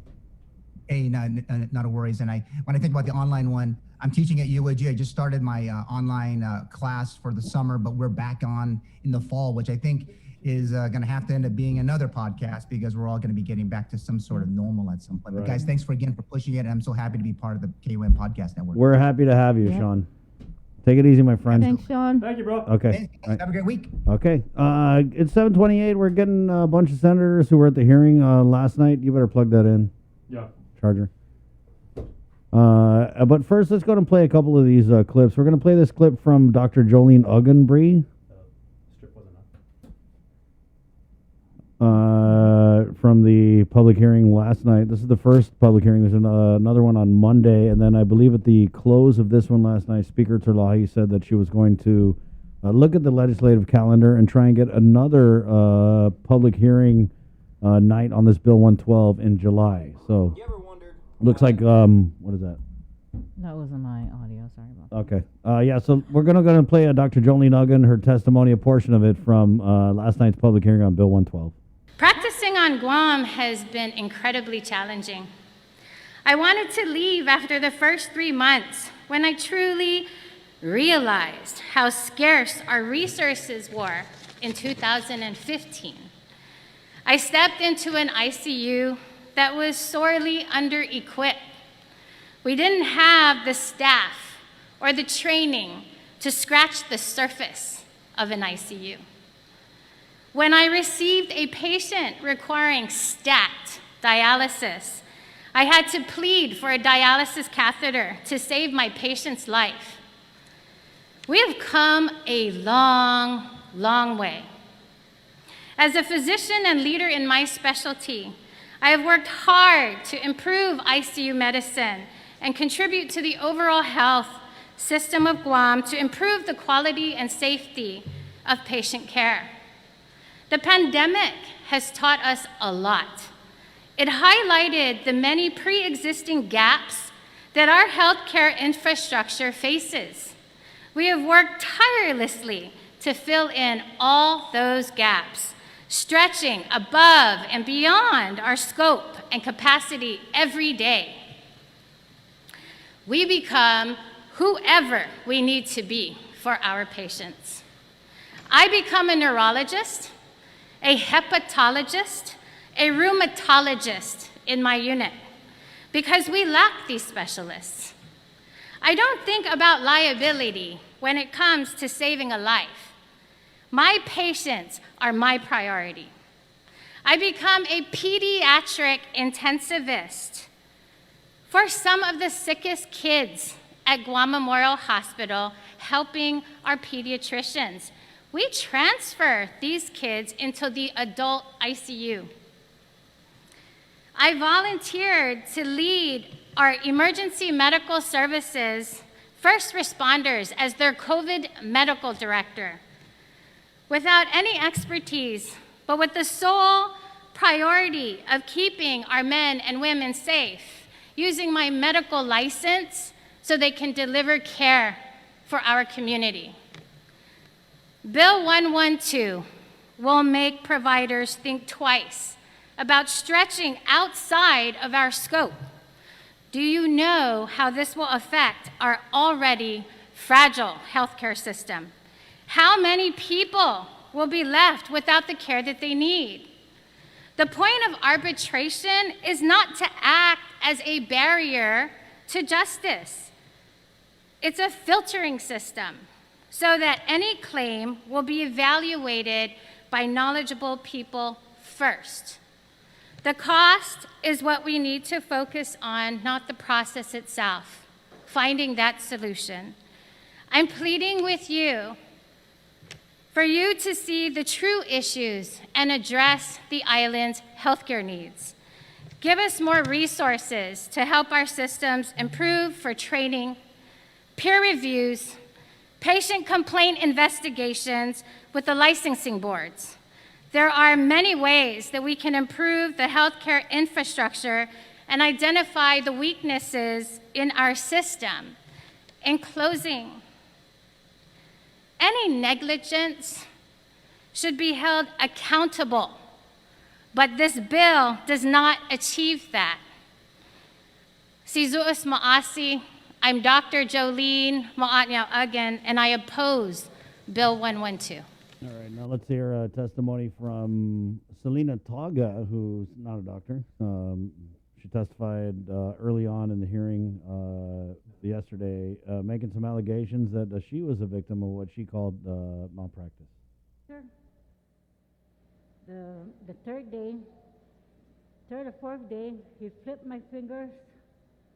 They didn't tell me anything. Just grabbed my fingers. 3 days after my operation, there's a scar. I have a fractured wrist in here. There's screws inside my hand. Third, fourth day, the doctor flipped my fingers backwards, my whole hand backwards.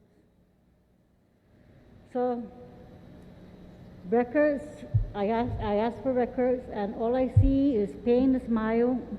All I see is the same documents. Patient has no complaint.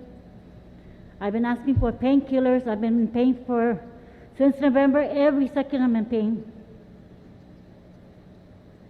Every second, even up to now. So when that doctor, I don't know if I should mention a name, but anyways, after the third day I came in there, it's okay, I'm standing up. It's all okay, that's the operation. I need you to sit down. Just a second. Please get the microphone. Oh, okay, go ahead. Sit down, right? Sit down. So I'm going like this. Then the nurse is standing there, the doctor is standing there. I didn't know what they're gonna do. They just flipped everything backwards on me. I screamed in pain. The whole clinic heard me screaming. I'm already falling off my chair. The doctor had to tell the nurse to run over to me and hold the chair because I'm already falling down. So when he got up, when he got up, I got up. He turned around and told the nurse, okay, therapy on her. That's it, walk away from me. He didn't explain to me why he had to flip my whole fingers backwards after the operation. He didn't explain to me or what. So I went to the therapist, GM8 therapist. I've been going there to the therapist and everything. And he even said he has never seen a patient like me out of 20 years his career as a therapist. He has never seen. I said, yeah, because he flipped my whole fingers, my whole hands. So I can't turn my hand. I can't turn my hand. This is how far I can go. I can't close my fingers fully. So that's what's going on with me. And to me, is that why he didn't ask a consent from me? Why he just did that to me? So I have a doctor's appointment again on the 23rd. They're trying to schedule a therapist again. It's not helping me. It's not working. My regular doctor, I have to go to my regular doctor for painkillers to give me, because that Dr. Trong says a controlled substance. I said, what? I'm in pain every second, every minute, even up to now. I can't even sleep at night or all those things. So I asked for documents. I went for adult disability. My work is waiting for me. I work in Naval Base. My work is waiting for me to heal, willing to wait for me until I get healed. So there's documents, the same documents on appointments saying that mild pain, no complaint from patient. What is that? Since November, already going 8 months, I'm going through like this every second with pains.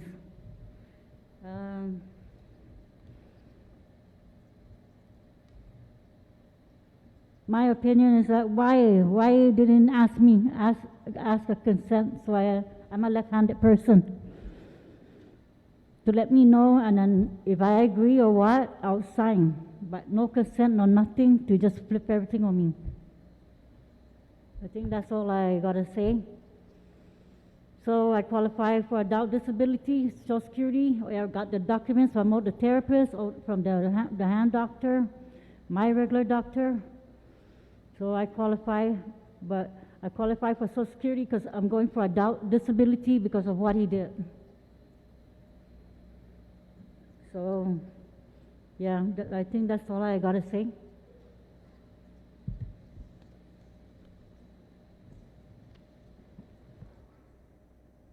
Thank you, Ms. Taga.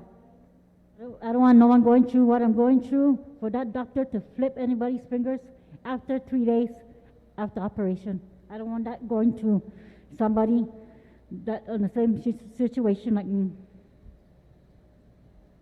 Okay, thank you. Thank you, Ms. Taga. Are you in support of the bill or against the bill? I'm support on the bill. That's why I came in when I found out about this. I'm in support of this bill. Again, that was Selena Taga there with testimony from last night's public hearing on Bill 112. That was the first public hearing on this measure, Bree? Right, the next one is scheduled for Monday, 5 p.m., same time. Right, and Speaker Terlahi did say that she's trying to get a third public hearing, as last night's public hearing stretched over 5.5 hours. I believe it ended shortly before 11 p.m., and we do have 3 Republican senators who were in attendance at last night's hearing. Senator Joanne Brown, of course, 112 co-sponsor Senator Teletaidegui, and Minority Leader Senator Chris Duenas.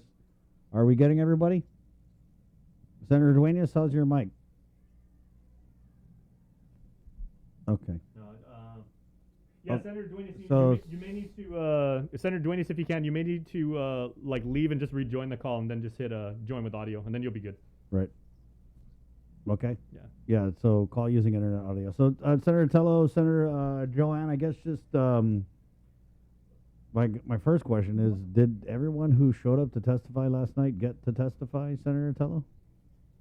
No, not at all. Good morning to everyone. And yeah, it was a very long night. I think what we should have done was put a limit to those who were speaking. But you know, when someone's talking so passionately, especially you're talking about your son, you know, who was a victim of medical malpractice, and some of the pictures so graphic that he brought to show the panel, the senators and the listening public, was very very shocking.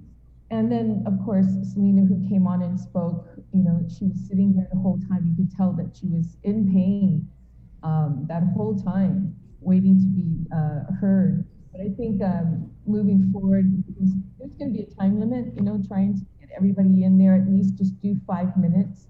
I think the speaker might want to shorten the questions that the senators may have, unless it's a professional.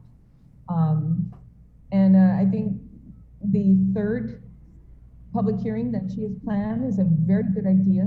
I think also it would be a good idea to, even after all this is done, that we have a roundtable discussion too as well.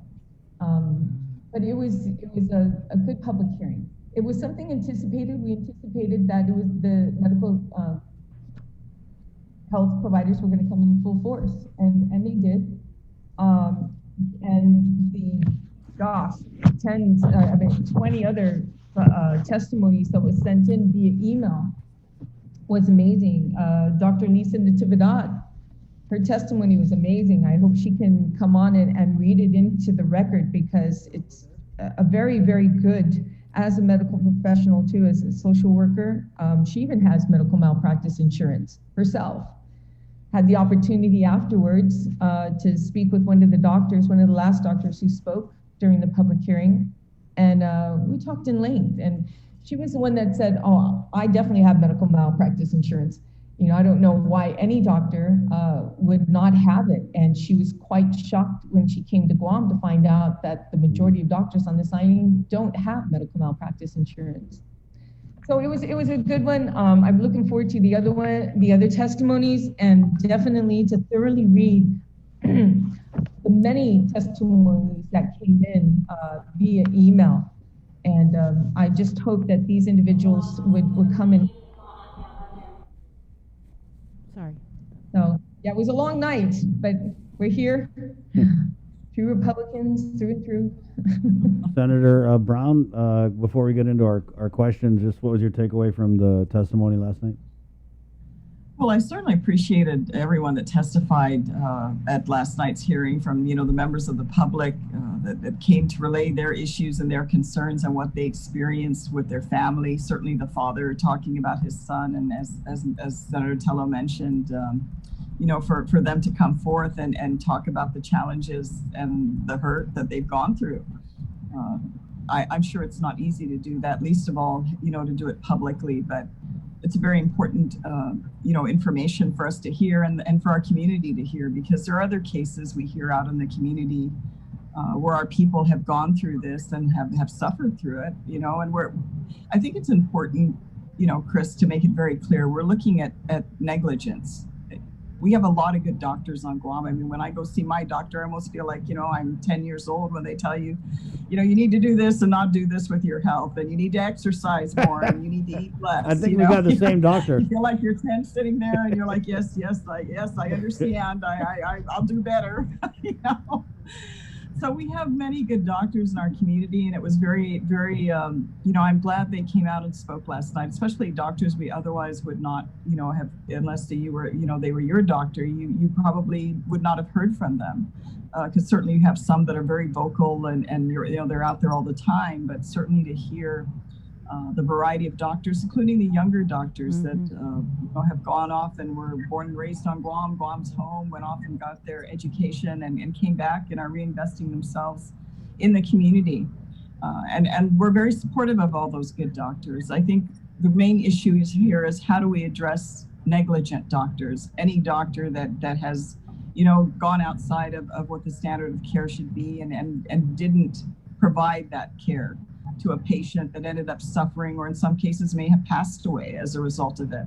And that's a concern. And I'm sure our good doctors would want to know as well. I mean, even among themselves, I'm sure they may know, who may have done this.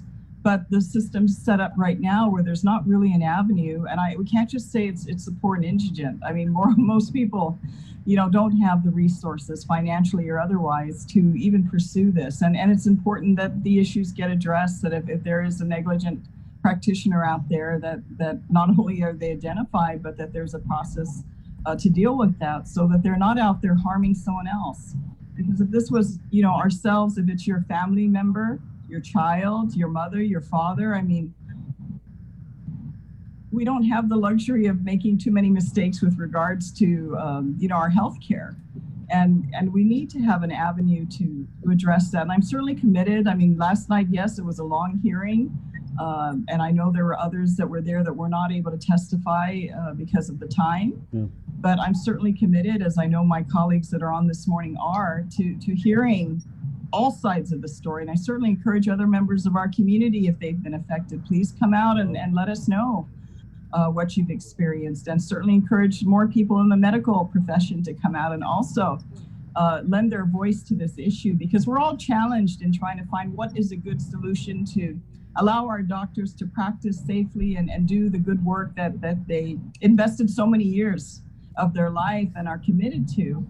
But yet at the same time, we have to have a mechanism in place to address negligent practices that are happening in our community, because, it might be viewed, oh, well, that's a small percentage and that, that's just the course of life. But I'll tell you, if that small percentage is you or your loved one, you're not going to look at it that way. You're going to look at it in a very serious manner of wanting to have some, and in some cases you can't repair it, but what options are there to address justice in that process, which is really what we're looking at. We're not out here to just go get anybody, and that's not the intent. But obviously this dialogue and certainly what has come as a result of it, the sentiment that's coming out there, both from the medical side and our public, it's a good thing. It's a discussion that needs to happen, because it's a real legitimate concern that needs to be addressed. And we know there are concerns from all sides, but where can we come to common ground to address that? And I certainly believe we need the input of the medical community to do that, and everyone else in our community to come to the table,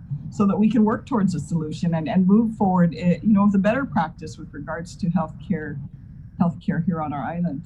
Senator Duenas? Yeah, I don't know why I'm having a little trouble with my connection today, but can you hear me? Yeah, you're good. Yeah, you're perfect, Senator. We can hear you, Senator. Okay, great. So I'm having a little trouble, but as long as you can hear me, that's great. I was reminded last night of a famous quote by Winston Churchill. It takes courage to stand up and speak, and it also takes courage to sit down and listen. And I've done a lot of listening, and I'm going to continue to do a lot of listening. I appreciate my colleagues, Senator Tydegui and Senator Brown, for the comments that they've made so far. So in listening, the three things that I took away from last night's hearing is the doctors understand the issue of the cost, the nature of the cost and cost prohibitive nature of the arbitration process. They seem to really hone in on saying to us, let's find an affordable avenue and an avenue to address this issue. The other issue that I heard last night, really, that I think kind of is under the surface that they're trying to express, is that we have a very ill population, and the specialties and subspecialties that aren't here on Guam, really that they are filling that gap, and they're extremely concerned in terms of what this legislation might do with regard to that issue. And so we need to address that, particularly when it comes to pediatrics. It seems like that is the really overriding issue, that specialty and subspecialty is underserved, and they're dealing with a lot of issues with pediatric care. and the like. And so I think that that's something that's, we have to sit down and deal with. I think, as Senator Brown and Senator Tadigwe has said, that, this has to happen, because you could tell that there's been a lot of things bubbling under the surface with regard to those who feel as though there's been negligence, and also with regard to the doctors in terms of saying they want to practice on Guam, but they need an environment to where we can so-called weed out bad apples, deal with bad doctors or medical practitioners who are not practicing to the proper standards. One of the things I took away from last night too is that they would like us to strengthen the board, the situation with the medical board and licensure, and that is something that we need to look at as well. So I think at least once again, what I took away from last night was everybody's willing to work on this issue. This is not going to be one of those bills, I think, that can be moved quickly. We need to deliberate properly. And then also last night we received a letter from the judiciary saying that they have difficulties with the thought process and how they would be able to deal with the magistrate judge issue contained in this bill, that they currently are inundated and overloaded with the current magistrate judges that they have, and that they would request at least a year to be able to establish that process. So we have a lot of concerns on the table, but I think everybody's committed to the process. Sabrina? What? Oh, I don't know. I'm just looking at the letter. Oh. So we did get a copy of Dr. Natividad's testimony. What newsflash? A doctor who testified in support of Bill 112. I don't know if you guys were able to see this. I guess I can go ahead and read off a little bit of it. This is from Dr. Lisa Natividad. In written testimony, she writes, I'm Dr. Lisa Linda Natividad, a licensed clinical social worker, licensed professional counselor, licensed marriage and family therapist, licensed mental health counselor, standing in support of Bill 112-36. Over the past 20 years, I've been in varying private practice models, from working in a group behavioral health practice to working completely independently to working in the behavioral health unit of a larger medical clinic, and most recently working in telemedicine, providing therapy online in adaptation to COVID-19 conditions. In addition, my earlier career path as a social worker entailed working with Sanctuary Incorporated, and I continue to work very closely today with varying nonprofit entities that aim to serve our community needs. I stand in support of Bill 112, primarily because of its intent to make accessible the opportunity and pathway of holding medical practitioners accountable for their professional work. The current framework requiring mandatory arbitration in the ballpark figure of $45,000 to bring forth allegations renders it a structural mechanism of inequality for members of our community. On most quarters, 3-month period of every year, roughly 30% of our island population lives below the federal income poverty level to qualify them for SNAP. Given this reality, what access does our community have to remedy an experience of medical malpractice if the cost of the current framework requiring mandatory arbitration hovers around $45,000? And I mean, we did see that kind of theme with a few of the doctors' testimony, where they did talk about the prohibitive cost of arbitration. Yeah. Actually, it was mentioned earlier too by Senator Duenas, about trying to work to find a resolution, or I think it was Senator Brown that mentioned, but they recognize there is an issue, that it's very expensive for anybody to seek some kind of remedy, if they fall as a victim of medical malpractice. Most doctors, well, I think there was about 3 of them that actually brought that up and mentioned it. I think Cook Pine, one of the doctors, I think it was Joanne, who is it that spoke It first was on behalf? Carla Haddock. Mariana? Yeah, Haddock. Yeah. Carla Haddock was reading the testimony of Mariana Cook Pine, and even in her testimony toward the end, she recognized that there needs to be some kind of adjustment. And,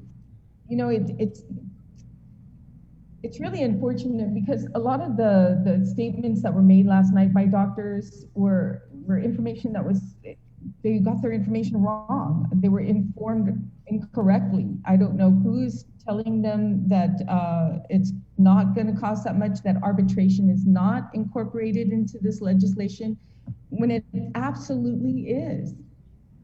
They talk about, I think another person who came to testify was Dr. Ron McNitch, who was in support of Bill 112 and the medical malpractice reform.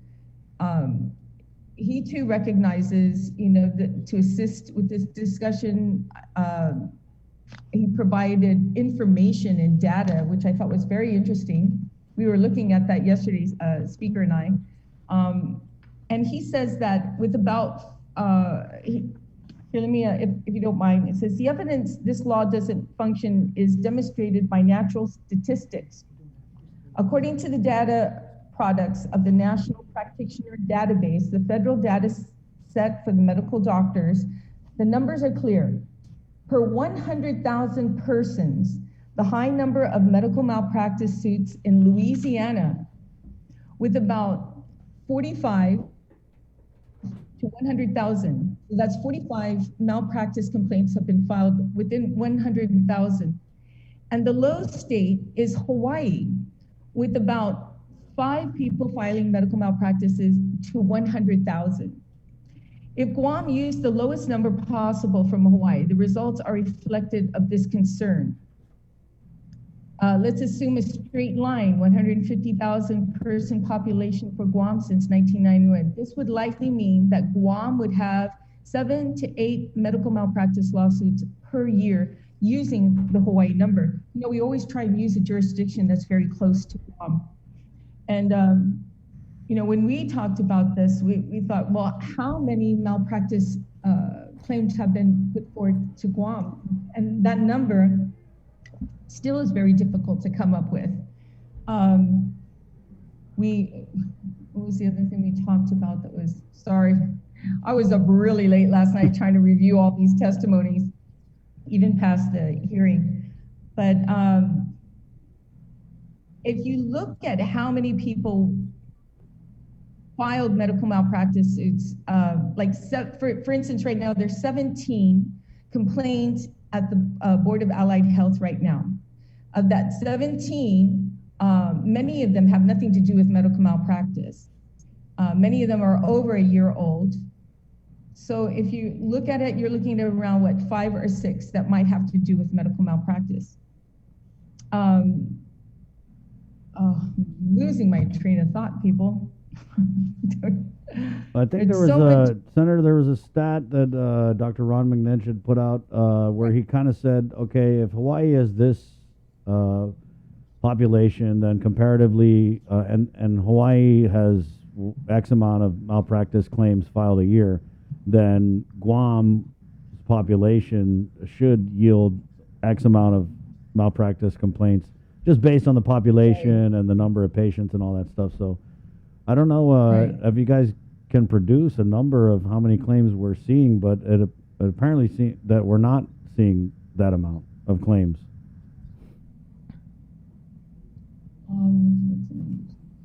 Senator Brown?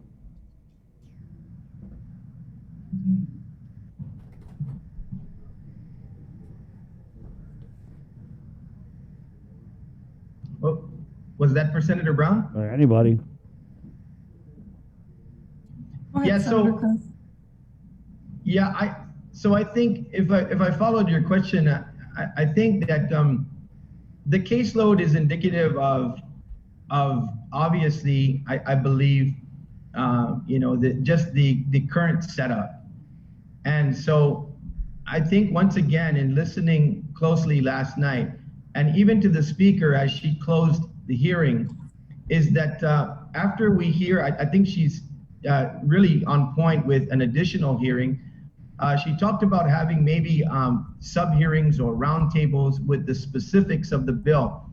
It's kind of interesting because I was talking to several doctors outside, and it's like this, this issue is complex, and it's an issue where you would probably see a conference a 2-day conference where you'd go through and as we've been trying to say, what the bill does and what the bill doesn't do.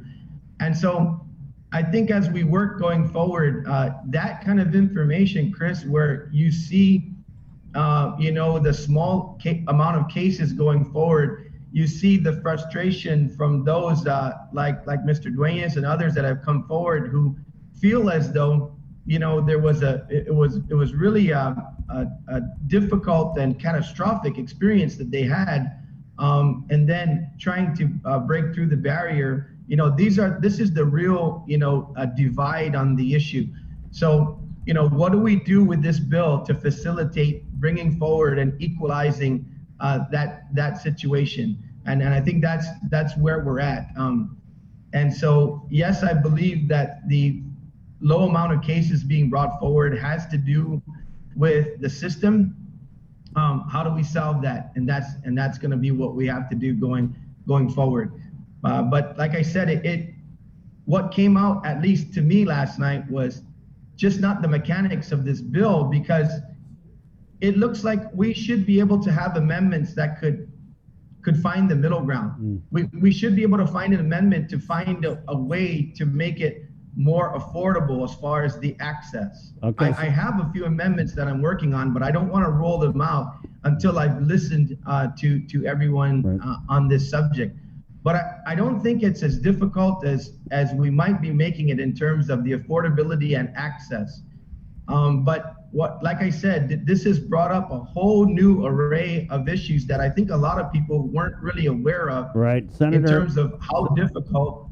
Senator, I gotta, sorry to cut you off, but I gotta go to the top of the hour. We're gonna jump on KUAM TV. If you guys could hang on just for a slight moment, we'll go over to KUAM TV and continue this conversation. Good morning, it's 8:01.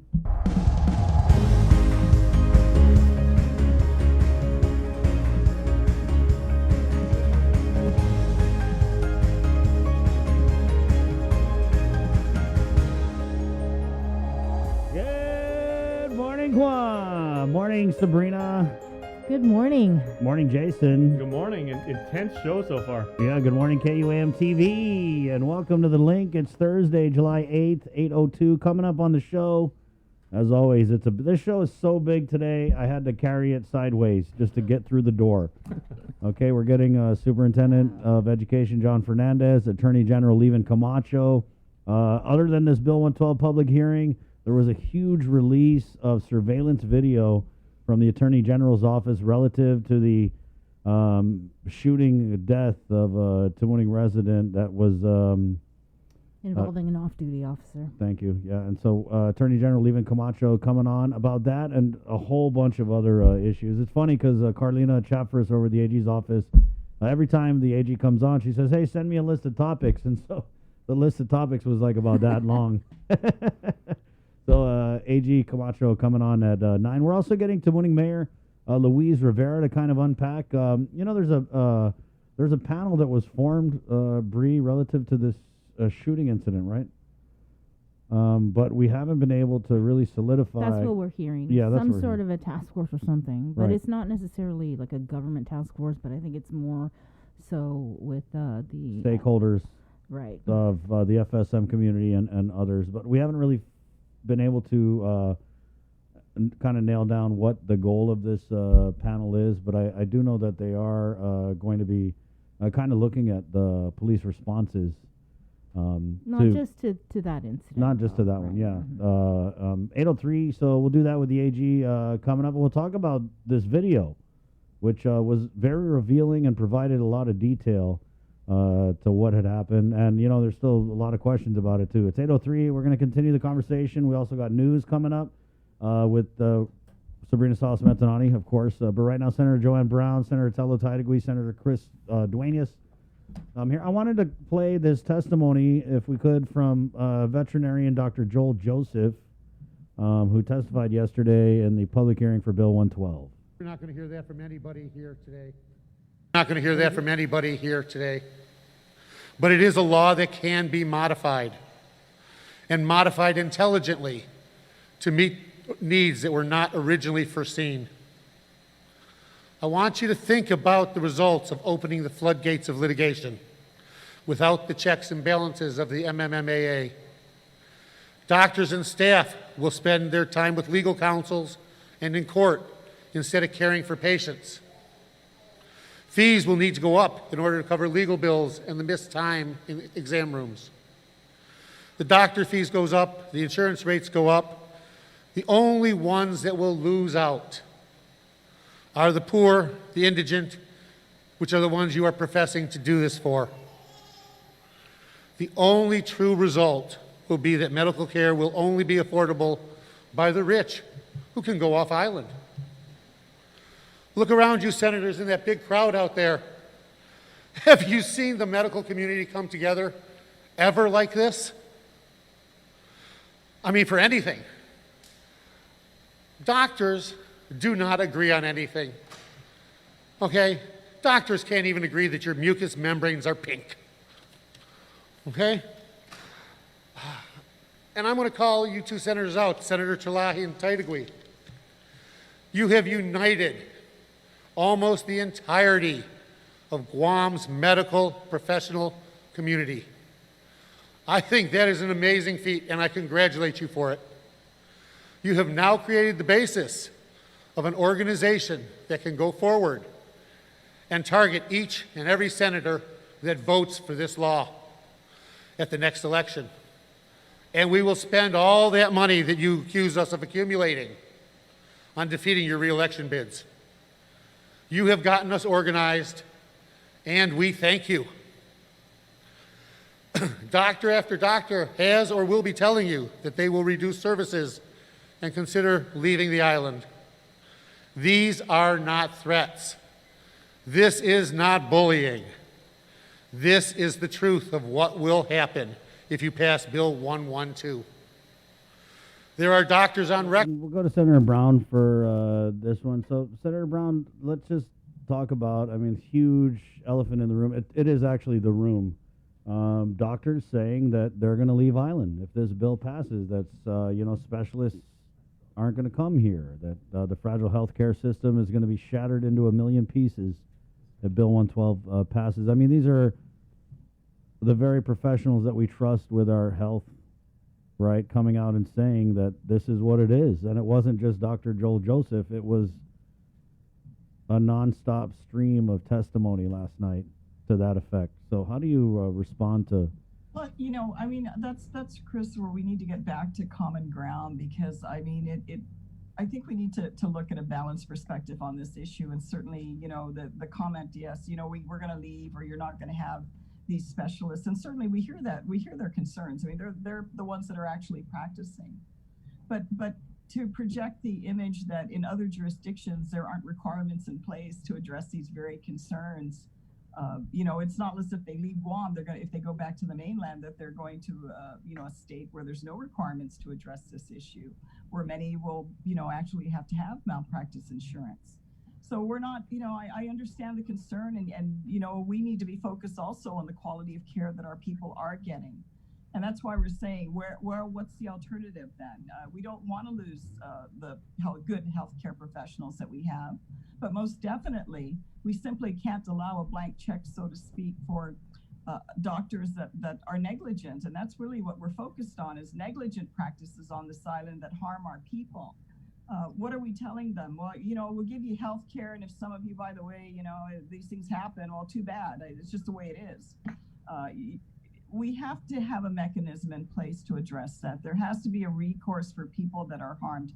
And granted, unfortunately, that's not the majority. I'm hoping that this is a very small minority of cases that we should deal with. I hope the statistics will be very low, because I understand where the doctors are coming from too. I mean, they've invested so much of their life in being able to get credentialed to do the work that they do. And many of them last night, especially our doctors, young doctors that grew up on Guam, expressed the moments in their life when they made the decision because of an impact of love or care for a family member that wasn't able to get the care that they needed at the time, that made them want to go to medical school and say, hey, well, I'm going to be here for other members of my community that need this service. And I think that's very important. I don't discount any of that. I believe in what they're saying and what they're telling our community. But at the other end to say, oh, there's no mechanism we're going to have in place to address if there's negligent care on this island where someone has been harmed, maybe harmed to the point that they end up passing away as a result of it, that there's no recourse. And that literally leaves all our people at the mercy of bad health care. And I don't think that's what any of us, including the medical professionals that are in our community, want to see.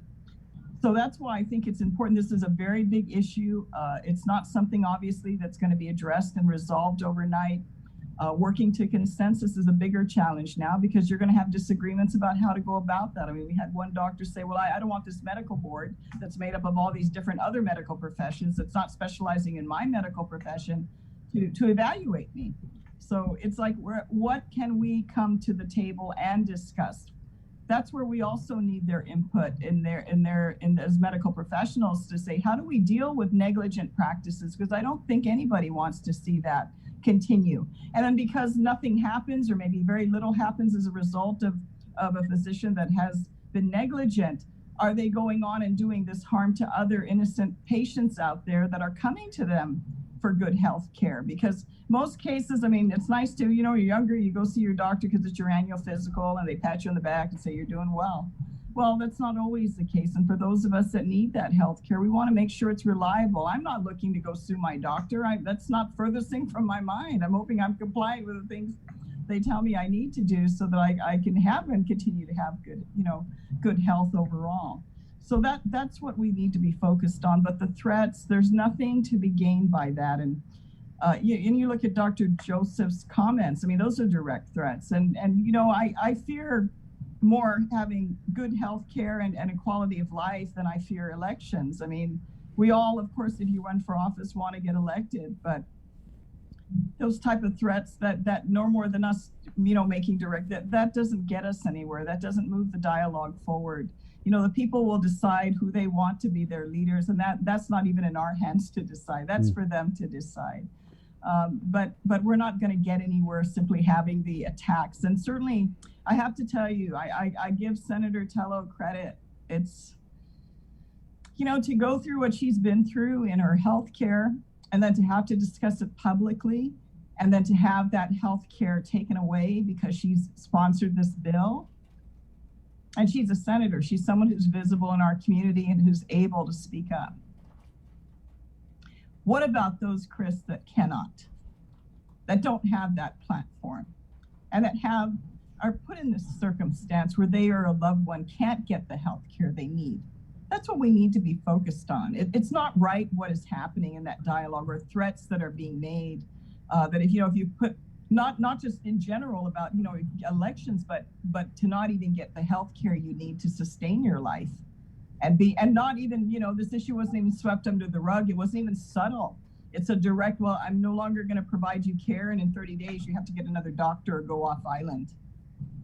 That concerns me. The fact that something like that can happen to someone, a fellow colleague of mine, Republican or Democrat, it doesn't matter, but to put someone for proposing these issues to bring forth concerns in our community to directly threaten like that, that's not right. That's not okay. And that's, we talk about what's not Guam. That's not Guam. And this is on a proposed bill that hasn't even been debated on the floor, that hasn't, even been signed into law or become law. And that's the response. That's the kind of negativity that's not going to move us forward. These attacks and threats is not going to move us forward. What we need to be concerned about are the members of our community that have been harmed, that have no recourse. And yes, in that case, we do need to think about the individual.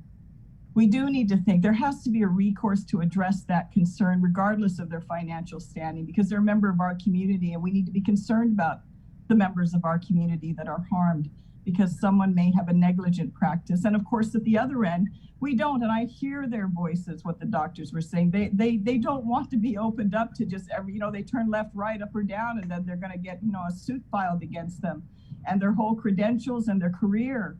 I understand that's what's at jeopardy. That's what's at jeopardy for them. And we don't want to open the door either to frivolous lawsuits because someone just wants to go out there and file a case because they want to make money and destroy anything and everything in their way. That's not what we want to do. But I think with all the capabilities we have in this community, we have to come to some consensus about what can work so that medical professionals, good caring medical professionals in our community can do what they need to do. And yet our people have some sense of comfort that if I'm harmed, there's something I can do about it, or my loved one in my family is harmed. I have some recourse, because right now it doesn't seem like they do. It doesn't seem like they do when they're harmed. And some of this, what has been impacted of members of our community is lifelong. If they survive it, they live with it every day. They live with it every day.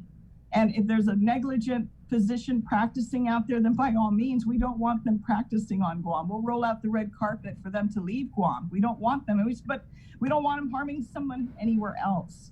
So I think those are really the main issues that we need to be focused on once we get past all these attacks. And some individuals are very, vocal and visible about doing that. It's very demeaning in their engagement because, they want that to be the discussion. And I don't think it's going to get us anywhere. I think we need to roll up our sleeves. And as I mentioned, I'm committed. However many meetings the speaker wants to call on this issue, I'll be there. And I know my other colleagues that are on this morning will be there to hear the input of our community so that hopefully we can come up with an even better decision that can address these concerns. And I very much believe our medical practitioners out there are going to be very helpful in that process. And like I mentioned, please come out, have your voices be heard. We need to address this because, as Senator Chris had mentioned, there's an undercurrent bubbling up in our community with regards to this issue. So I don't think it's something we can just put the bill on file and let's just move on. I don't think so. I think because of all the issues that have been raised, it's something that we need to sit down and roll up our sleeves and address. Senator Taitigui, I did want to hear your side and talk about this letter that Senator Brown was referring to in this, I guess, threat. Well, it's actually not a threat. It's a reality for me right now that I have to deal with and find another physician to monitor me. I've had the same physician for the last 3 years monitoring my what we call markers when you have cancer. You're given like 5 years that you need to monitor to see if the cancer comes back. And it's a simple blood test. I have a couple other friends. When you go through a path like this, a journey like this, you make friends with other people who you can talk to and relate to because they have the same thing. And I was curious because when I got my Dear John letter, that I called my friends and asked them, did they get one as well? Because we have the same kind of cancer. And none of them got it. Actually, one of them told me that the doctor was sitting in the office convincing him to go against Bill 112. I was like, and this is a wrong person to ask with him because he's had issues in the past with doctors being negligent with him. So I was just really taken back. It was not something I did not anticipate. I knew that if I was going to go down this road and fought this in 2019, I did my study and my homework on this before I finally decided to go through it and fight this cause, this injustice that's been going on. I didn't become a senator to turn a blind eye. And if it means jeopardizing where I am, my health care, I think it's worth the fight. If I can help other people, to get justice and who've been wrong, then I'm stepping up to the plate for it. I did want, if you can allow me, because now it's going to get a little bit emotional because I'm not just thinking of myself, I'm thinking of my other friends who are also cancer survivors who still have to watch their back, It gets stressful every 3 months when we have to do that blood test, is it back? And for doctors not to simply just provide a blood test so that they can read it and look at it, what's the medical malpractice in that? Because if it does come back, we will have to seek specialist care for that. And most likely in my type of cancer, I'd have to go off island, and which I'll do what I have to do. But anyways, I wanted to go back, if you didn't mind, when I was talking about the numbers and what Dr. McNitch brought on. If you count how many procedures are done on Guam, how many procedures? In one clinic, I think they said they do about 3,500 procedures in 1 year. And if the medical any complaints are coming in from 3,500 to about 5 coming in yearly. I mean, Hawaii shows the data of only 5 after, from 100,000. And for the doctors to be so concerned about these frivolous lawsuits, first of all, I don't know if they're afraid of frivolous lawsuits or just lawsuits that actually have merit. You know, which is it? Because this bill addresses frivolous lawsuits through a magistrate judge in a timely fashion. You know, Guam is a cultural, historical place where we do not like to air out our dirty laundry. I mean, I think one of the people testifying saying we're mamala or don't shame us or don't bring it up, hide behind the sheets, don't get involved. We've been notorious as a culture from not really ruffling the feathers or kicking up the dust in our community. We just suck it up and turn away. So I don't understand why these doctors think that everyone on Guam is going to file a lawsuit against them, like the sky is falling. That's not the case. So I really hope that the doctors and those who are opposed against the bill first really understand what we're trying to do in this legislation, and that is to bring a balance. And I think this legislation does it. For the doctors to claim that, pay for the arbitration. Who's going to pay for that? The taxpayers? My goodness, right now this year, money might be flooding into Guam, but what happens next? Next year and the following year, we're not going to get all this federal funding coming in here. Our roads are really bad right now. We're trying to build actually a public hospital. There's so many things that are needed. And for the doctors to say, just use your money and pay for their arbitration. That's not the case. And it's true what Dr. Yashihiro mentioned too, with regards to, it's still gonna cost with the magistrate judge screening panel. It will, of course. There's a filing fee. You have to go to the courts. But it's not gonna cost $45,000, is it, up front? Not at all, not at all. But it's a simple filing fee. If you want to go in with an attorney, then you would have to pay for that attorney, but you don't have to go in with an attorney. You can file this. You can provide the documents that you have. If you want to have a specialist in the field to testify that this doctor did not meet the standard of care, then you need to find a specialist to do so. But like you said, it's not going to cost $45,000 for Dr. Yashihiro to say something like that. It's kind of disingenuous because he's forgetting to attach the price tag to going to a magistrate judge or going through arbitration. And I can't tell you enough times that these doctors keep saying that arbitration is the best route. Well, it still allows for you to go through arbitration by both parties agreeing. So I think more information, another public hearing to bring this out. I'd like to sit down, talk with with doctors, but I haven't had one single call from a doctor wanting to come and talk to me other than when this first came out with Dr. Alfred and Dr. Berg. Since then, no other doctor has been asked to see me or set up an appointment to see us.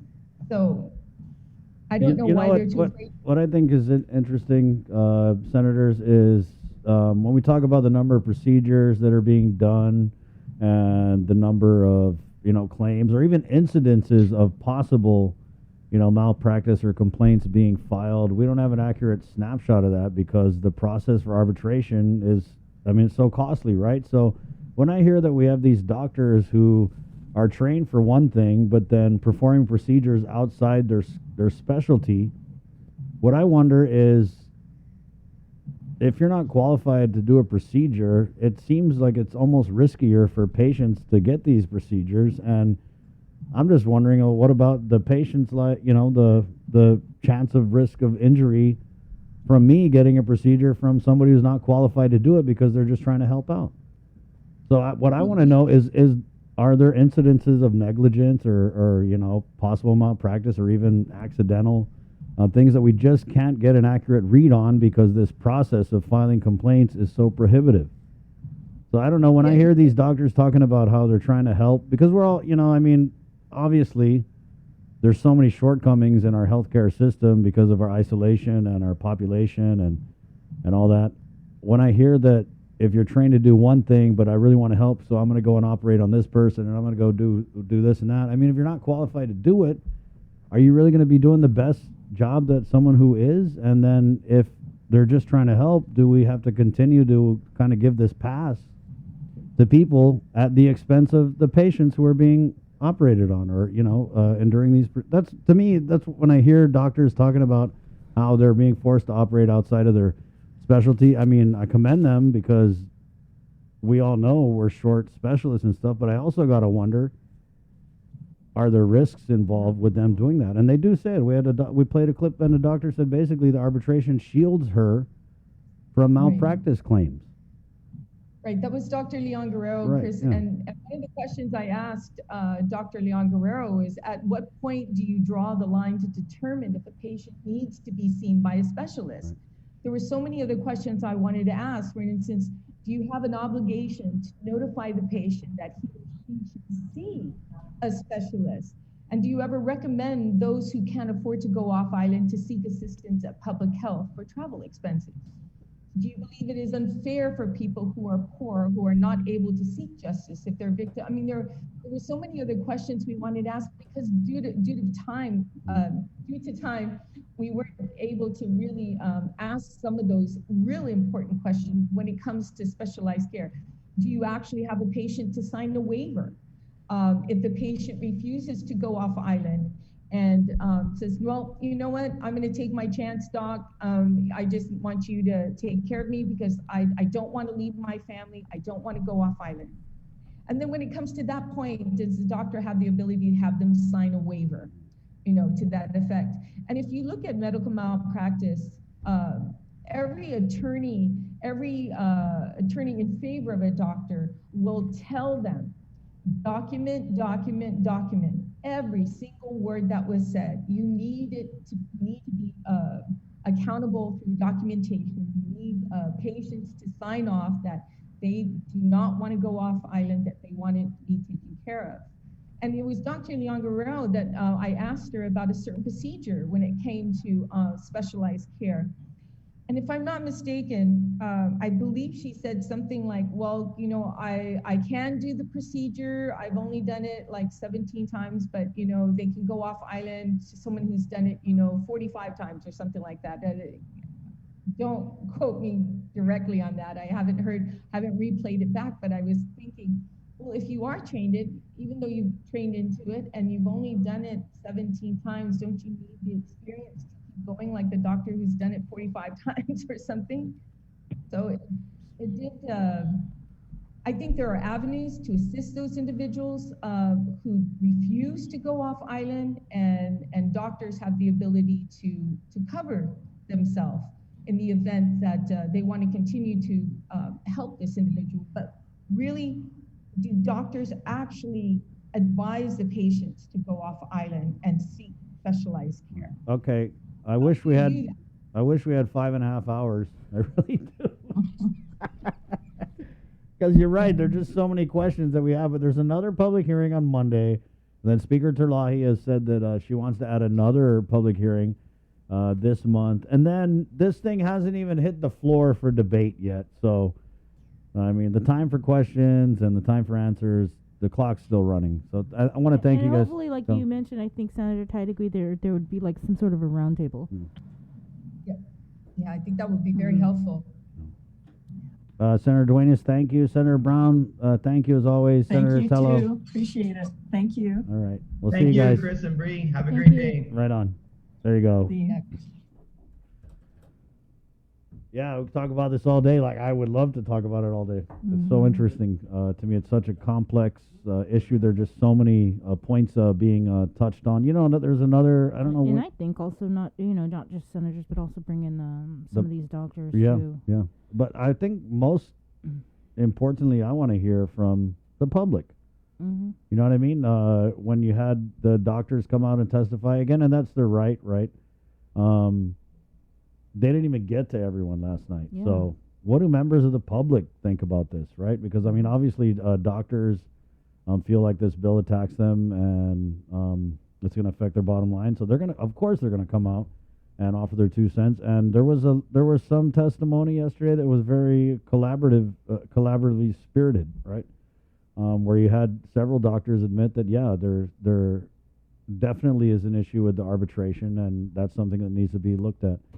It's 8:30. We got to take a break. Superintendent John Fernandez is standing by in the KUAM News Zoom room, and the link continues next. Good morning. Finally, KUAM News, in partnership with the Guam Visitors Bureau, brings you the Guam Safe and WTTC Safe Travel Certified Program Showcase. Look out for this powerful symbol for visitors, island residents, and industry workers alike, as it represents establishments with a consistent global commitment to safety practices. Stamped with approval by the Guam Visitors Bureau and the World Travel Tourism Council. Every Monday on KUAM News will feature a different local business who's taken the Safe Guam and Safe Travels pledge to maintain health and safety standards to get Guam back on track. Log on to visitguam.com to see how your business can receive the designation, what businesses in our community are Guam Safe certified, and have the WTTC Safe Travel certified.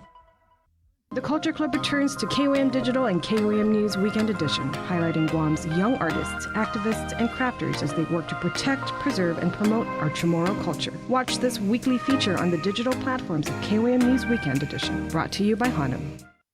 The relationship between Guam and Manila, Philippines is undeniable as we share similar cultural traditions, history, and heritage. With generations of Filipinos calling Guam home, KUAM presents a monthly look at the capital city, featuring in-depth and engaging interviews on everything from medical tourism to new business and government leaders. Veteran newscaster Nestor Lecanto delivers Beyond Our Borders. This special program is brought to you by KFC. Uno Mixed. We're mixing it up on the last Thursday of every month with a look at lifestyle, entertainment, food, and so much more on the stations, networks, and digital platforms of KUAM Communications. Uno Mixed is presented to you by Docomo Pacific, Better Together, and Pepsi. Uno Go, delivering meals from your favorite restaurants and more, including delivering sodas and adult beverages from the Bottle Shack. Visit uno-go.com or download the app today. Also follow them on Instagram and Facebook.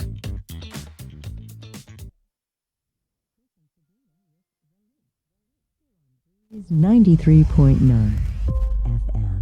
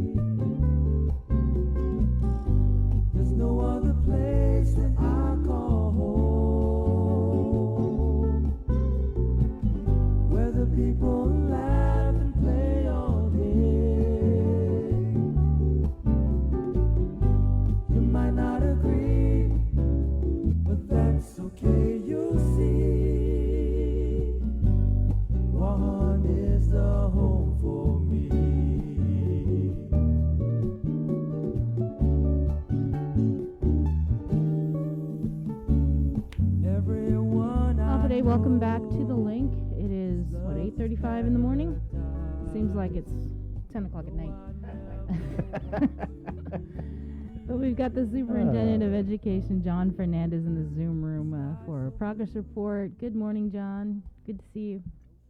Hi, good morning, Sabrina, Chris, Jason, and Joseph. Yeah, I was listening to the conversation all morning, and I know that Bill 112 is probably the bigger issue this week than other issues. But I was just telling Chris, I worked on this when I was in D.C. Boy, just a while ago, and every now and then it resurfaces, regionally, nationally, and it's part of what they call tort reform, which is efforts around the country to limit the amount that you can get in court from one of these types of issues. So when I worked on it, in the nation's capital, because it's in DC, it becomes such a big issue because, it's got such a spotlight on it. And I didn't know what I was getting into, but sure enough, we had victims advocacy groups on one side, you had trial lawyers associations on the other side, the medical societies, the doctors, and it was such a controversial, very difficult issue because in reality, you do have real situations where, you need to address the issues that, the victims of malpractice. On the other hand, what do you do about it when you're not talking about every doctor, you're talking about the bad doctors and, some of these approaches, I think as you heard from the doctors, may subject everybody to the same types of effects, whether it's exposure to lawsuits or false claims and so forth. And on the other hand, the trial lawyers, very powerful lobby in the around the country, they would take these cases on contingency fees. So if you were a victim or you claim to be a victim, you wouldn't have to put any money up front to go to court. And the lawyers would take a certain percentage if they won. And that's why you saw some of the judgments, those 10 million, 50 million judgments that made national news. So it's a really tough issue. And, I don't envy the policymakers trying to figure out how to balance all of these competing, items. So I have a lot of scar tissue from that. So. Sounds like it.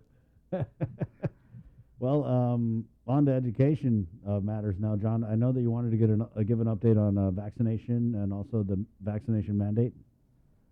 Yeah, so there was a lot of discussion I've heard because I try to be transparent and let people know what the discussions are, just so that they're not surprised if decisions are made one way or the other. And I know that there were a lot of questions I was receiving because I mentioned that I had been in conversation with public health and with the governor regarding the possibility of a vaccine mandate.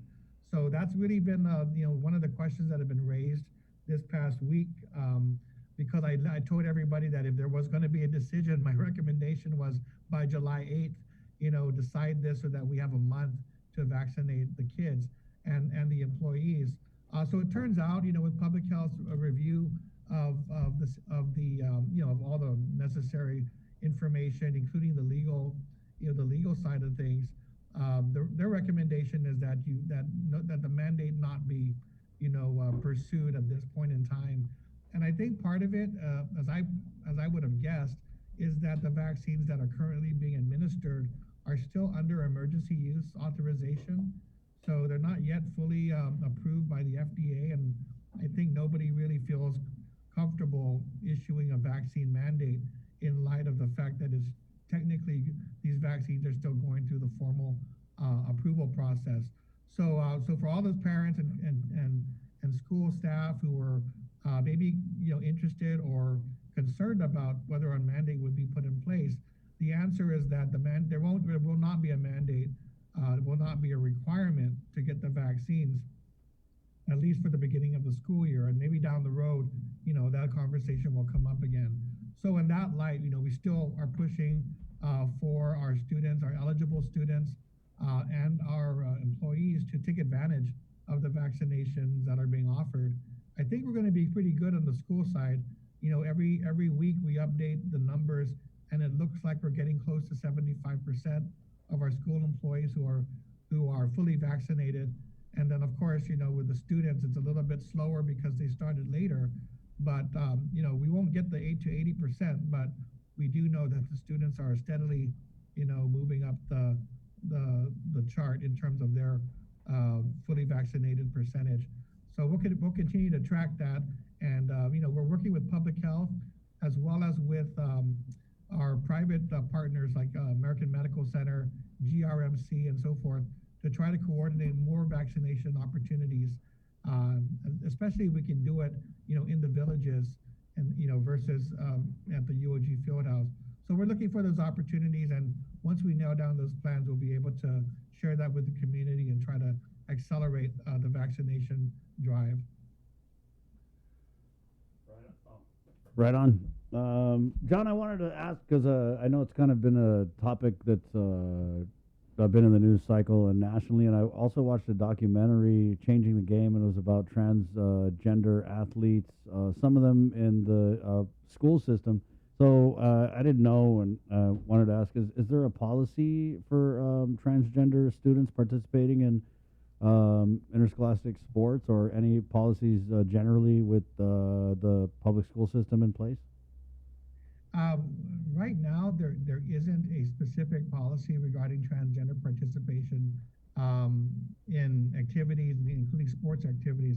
It's something that I will, let our ESA folks know to continue to monitor and give us, their recommendations. But even I would say nationally, internationally, this is such a fluid situation in terms of how, how countries, how the Olympic Committee, how these big sports associations, the NCAA and so forth, are dealing with these types of questions. I think just last month, the president, through the U.S. Department of Education, issued guidance that based on, I guess, a recent Supreme Court decision, the guidance was to ensure that we were clear that Title IX protections extend to transgender individuals, including employees and including students, especially student athletes. So Title IX is an anti-discrimination law for federally funded institutions. And as a federally funded, we receive federal funds, we are required to abide by US DOE's guidance. And of course, that's guidance that really gets its teeth when there is a complaint filed, and then that goes to the Office of Civil Rights and so forth. But it's clear that during the Trump administration, that was not the position that the department took, and now we're being advised that there is a more extensive view of civil rights protections to include transgender athletes. In the past, when we've dealt with issues, not really in the sports arena, but I think you recall there was a discussion about transgender use of restroom facilities, right, and so forth. We've been able to deal with that on a case-by-case basis, and for us, trying to be as inclusive as possible. However, we've received a lot of conflicting messages at the federal level, so we were hoping to get more clarity on that end. But as you can guess, there isn't much more clarity yet since the last administration coming to this administration. I know a lot of states, and I think this is kind of where, not just the DOE, but our board and our senators, probably need to continue that open discussion, because we know that on Guam, we don't have any laws prohibiting, participation of transgendered individuals in, any activities that I'm aware of. But in other states, and you can guess, we could probably guess the states that are taking the lead on this, they're much more active in passing laws that prohibit transgender participation in school sports and other restrooms and so forth. And I think those are the situations where they're looking for a federal state kind of challenge, and hopefully we can learn what direction we're going to be headed as a country, and then make that decision on our own. So at this point, nothing really in writing. Usually when we with Guam and with situations that we can anticipate, sometimes we wait to kind of get a sense of what types of issues are coming our way, so that we can craft policy that addresses those issues. But we really haven't seen those come to the forefront on Guam, and I expect that we will at some point, and we should be prepared for it. Do you have an update on the $287 million in ARP fund, the spending plan? Yeah, so hopefully that'll be finalized this week. We were, as I mentioned before, we were waiting for just final administrative guidance on the use of those funds, and so I think we have the guidance already, and we're just looking to do a final review and finalize the application to be sent in. So a lot of we're still working with ESF2 funds. As you can tell, I mean, these are huge amounts of funding support coming through the federal government. So we're still working to deploy those funds. The ARP funds are going to be more, long-term investments. So, they're not, there's no immediate need to free those funds up for most of the activities. But we just needed to wrap up some of these questions that were being asked so that we can finalize a good proposal. So I expect that those will be done this week. I just received kind of a final draft to review after our recent meeting with USDOE. Right. Thank you, John. You good? John, yeah. Okay. Appreciate your time this morning. All right. Thanks, everybody. Good talk. Have a great week. There you go, John Fernandez, GDOE Superintendent, 844. An announcement here. Hear ye. Notice of intent from the Department of Public Works announcing their intent to employ Miss Carol Rose M. Manuel as an Engineer 1 at pay grade L, Step 7 of $46,375 per annum. This announcement is in compliance with Public Law 28-112, Recruitment Above Step, Section 5, Transparency and Disclosure, Section 10, 6303.1. Should you require additional information, please contact the Human Resources Division of the Department of Public Works at 475-1128 or 1141. Vincent P. Areola, Director. 8:46, Thursday, July 8th. Let's go ahead and get into the news now, our in-depth 8 o'clock newscast, which is brought to you by Pacific Points with the very latest from the KUAM News team. Sabrina Salas-Matanani, good morning. Off a day for several hours. Testimony was received last night on Bill 112 at the Guam Congress Building. The main sponsor, Healthcare Committee Chair Speaker Teresa Lahi, has said the heart of her bill is seeking justice for those who have a legitimate malpractice case but can't seek redress because of the cost to pursue a claim. Her measure removes what she says is costly mandatory arbitration with an option to take the case to a magistrate judge. It does not remove the arbitration option, though. The island's medical community, however, opposed the legislation, pointing out it was physicians that came up with the arbitration process as a compromise so that claims could be screened and frivolous ones rejected. During the hearing, they also talked about the unintended consequences should the bill become law. Bill 112 proposes to allow arbitration at reduced costs as agreed to by the parties and to enact a case screening system through a magistrate judge for those who do not agree to costly arbitration. Under the current law, costs of mandatory arbitration have deterred the filing of claims by those who cannot afford the upfront expenses, in addition to only having 1 year to raise the funds and file a claim. Meanwhile, Guam Supreme Court Justice F. Philip Carbolito submitted written testimony on the measure. The Chief Justice states the testimony only relates to potential effects of the measure on the operations of the Superior Court and do not espouse a position on the legislation.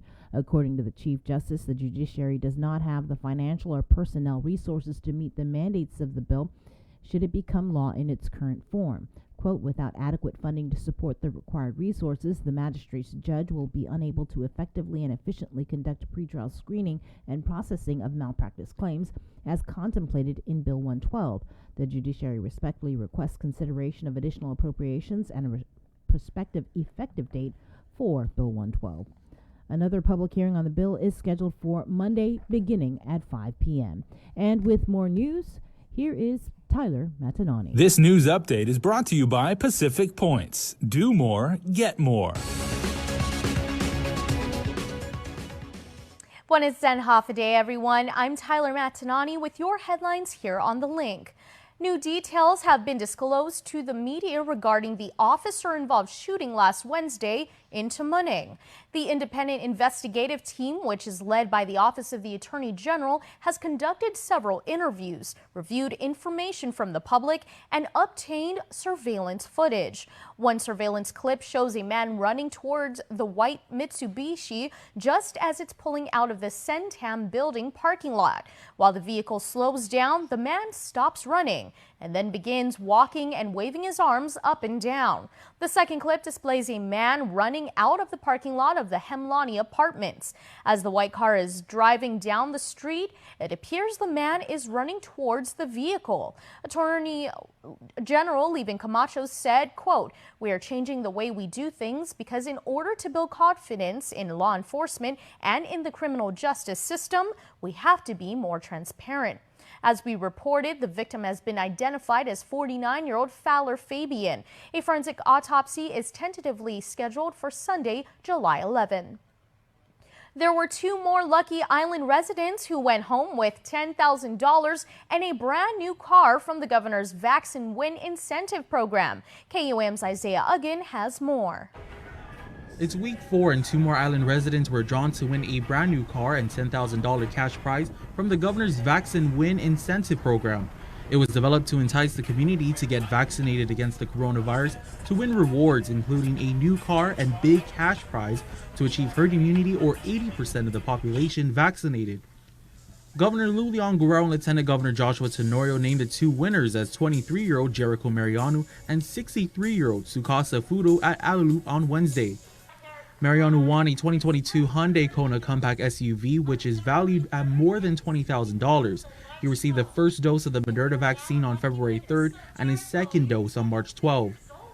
As an employee of a medical supply company, Mariano understood the importance of getting inoculated against the virus. I got vaccinated to protect myself, my family and friends, and anyone who I interact with. With his birthday next month on August 26, Mariano said it's a perfect birthday gift. He works for MD Wholesale, a pharmaceutical, and encourages people to roll up their sleeves and get the shot. My advice to them is you never know what protection this vaccine will give you. It's actually been proven already. And with myself, so since I got vaccinated, not only do I interact with a lot of people, but I know I'm protected when I go out. I just want to tell everyone to get vaccinated. As you can see, you can win a car if you get vaccinated. Sukasa Fudo was the lucky man who won the $10,000 cash prize from the incentive program the day after his birthday. He shared with KUAM News that he plans to negotiate with his wife on how he's going to spend the cash prize, because after all, she was the one who registered him. According to Crystal Paco San Augustine, the communications director for the Office of the Governor, 91,426 island residents have been recorded fully vaccinated against the virus thus far, which means we are 3.84% closer to achieving Governor Leon Guerrero's goal of 80% of the island's population vaccinated or herd immunity by Liberation Day on July 21st. 2 winners will be chosen every Wednesday until July 21st. If you are fully vaccinated against COVID-19 and want to register for the incentive program, head on over to Guam Visitors Bureau's website at visitguam.com/vax. Reporting for Guam's News Network, Wahusi Isaiah Uggan. Island residents who are eligible for the All Rise program have been flocking to their village mayor's offices to get the required residency verifications. During Wednesday's Mayor's Council of Guam meeting, mayors like Dedido's Melissa Savares and Tamuning Mayor Luis Rivera expressed concerns about the long lines and says there are other alternatives. I actually made contact with someone at Revenue Tax yesterday, and there's other forms of verifications of their residents. If they have power, water, or Guam solid waste bill, it shows your service location. And if it says Luis Rivera and Jesse Allen lives at 132, Chalan Watch, whatever, it shows both their names. That can suffice as a verification because it has that resident's name showing the service location. So they don't necessarily need to get a mayor's verification. If they have a utility bill showing their service location, and the 3 that are power, water, and solid waste. Mayor Tamuning. Can we have revenue and taxation put out a press release? I did ask them to do that. I said revise your press Because right now the lines are very long. 588 Justin Dedido yesterday. Late Wednesday afternoon, the Department of Revenue and Taxation issued additional guidance regarding the verification requirement, now accepting them for calendar 2020. They will also accept 2020 verifications previously issued to another agency or household member as long as the applicant for the All Rise program is listed as a member of the same household, and if the verification was previously submitted to DRT for another program last year. We should note that the actual application for the program has not yet been published. The Guam Customs and Quarantine Agency has seen an increase in seized counterfeit articles over the past 7 months, ranging from purses, clothes, and wallets. But can you guess what the majority of the seized items were? The answer may not be what you expect. Louis Vuitton, Gucci, Chanel, and Christian Dior are just some of the many counterfeit items seized by customs. But you'll be surprised what made up a majority of the over 23,000 items seized within the recent months. If you look at the mask, you look at the design. And if you're using a logo that is registered, then that's counterfeit. Many seem to go through the pandemic in style. Guam Customs and Quarantine Agency Director Ike Pareto says that out of the 23,600 counterfeit articles seized this year, majority of them were masks. But custom officers look for more than just logos. Stitching, colors, patterns, and even materials are all trademarked.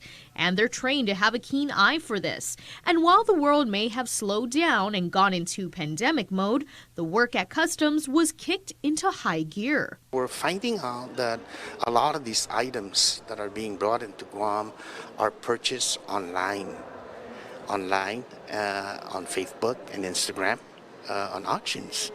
And they're taking advantage of that. All of these that you're seeing here are actually seized here at the borders. It's either be here at cargo or down at the port, but it's mainly here at air cargo. Reselling counterfeit items are a violation of the trademark laws, and Guam Customs is mandated to safeguard not just the industries, but residents and the tourism industry from counterfeit or dangerous products. With respect to customs, we have recently passed the manifest bill. In that manifest bill, it's going through the adjudication. And we have a set of penalties for this type of items. Once approved, they'll be able to issue penalties on passengers and importers bringing the goods in for resale. There are many factors that determine this. Pareto gave the example that if a family of 5 is coming in, it makes sense that they may have around 5 sets of whatever items they're bringing in. But when you have a whole box of purses, and it's only you, and you're saying that there's 30 individual items in that box, and you're telling me that it's your own personal use, then that's questionable. He adds that the main countries the items are coming in from are China, the Philippines, Korea, and Singapore. The Bank of Guam has changed the name of its U.S. mainland operation to Tossie Bank. Executives say the rebranding will provide more agility in a highly competitive environment as the bank seeks to expand into other stateside markets. Here's more. Bank President and CEO Joaquin Cook says the rebranding has been under consideration for several years now. The new Tossie moniker is part of a long-time strategic initiative to grow the bank's presence in the mainland. We always knew at some point there would need to be some sort of branching off, and this is doing that from a external standpoint, from a marketing and a branding standpoint. So while yes, there is emotional attachment, of course, we don't want to see the name Bank of Guam be taken down from the Montgomery Street sign. It'll still be there because anywhere you see Tossie Bank, it'll always say Division of Bank of Guam. He says the name, which means ocean in Chamorro, and the wave logo are designed to visually connect cultures spanning 6,000 miles from Guam to San Francisco. Dave Hovis, California Regional Manager, is the new president of Tossie Bank. Our target market is going to be small to medium-sized businesses with credit needs up to $30 million. Our typical transaction size is about $3 million out here. We'll continue to replicate the same model that we've been using over the last 10 years. He adds that they're eyeing the San Diego market for initial expansion. In order for us to survive, we have to be nimble. We have to be able to look beyond the underwriting box and dig deeper into the financials and the operation and really see value that may not be apparent in a tax return. Cook says much of their growth is coming from the mainland operation as they can tap into the much larger scale there. Yes, it's much more competitive, but if you can find a niche to operate in where you're providing or you're filling a need, a gap that's overlooked either between the small banks, too big for the small banks, too small for the big banks, which is what we've done. You find a nice little spot to do well in. Tossie Bank is also a minority depository institution which can offer a greater share of SBA guaranteed small business loans to minority groups. That's it for now. We'll see you tonight for KUAM News Primetime. This news update is brought to you by Pacific Points. Do more, get more. News and tomorrow, here's Kin Conception. Buenos napadays to get some to be finut sa morgan ni KUAM News. Presenta ni Familian Mizo gi First Hawaiian Bank. Mamalagnos nuevo siya na informasyon para media para din ang bagano no oficial polisiya no mamaki gimapos ng Merkulis gitsatamuning. Independente na investigador gini ni opisina ni General Abogao sa manama entrevista siya taw-taw ma-review informasyon gini ni publiko dahil mamanyuli video po adyo na siniseli. Uno na patigi video ano kung taw-taw malalagog ato giyon apaka na Mitsubishi na kareta ani didingo i-parking lot di Sentam Building. Ani dumusponsyo kareta pumaral ko taw-taw manugong za mamukad benta sa tutsukan ni kanay niya hudod ang papa. Isigundo na pati ni video ano kung taw-taw na malalagog hudong i-parking lot di Himlani Apartments. Ano kay kareta na apaka na umano papagitsalan da malalagog taw-taw guatuguihin na kareta. Ihinarad abogadong wahan si Leven Camacho asangan na matulalay kasiha itemano ibidal ninya. Datangi pero managwaha mas kumpiyansa gi-inefet sa silay sa justisyang kriminal na sistema. Debido mas anuk hafa masotsogi. Nung ma-report di biktima sa ma-identifika na si Failer Fabian, 49 anos na edad. Pero ma-autopsy si Fabian gi Domingo, dia 11 Hulyo. Diotro, si West Vern Perez gin ni Superior Court of Guam sa sigon mona da konforma imadulag na si Mark Tafferus ginisentat kilo na official polisiya no Coronet. Madisiplina si Tafferus was madulag Guam Police Department po di aksyon niya yun insidente gi Christmas Eve 2016 sa sakan. Hamom di sa nalalad di otusiya no official polisiya ni taw-taw niya ani man ma-respondo po ma-report probido na kwetes gi gumaniya gita agad. Ano kadto na sinisedi gi video ni tinili body cam gi orton official.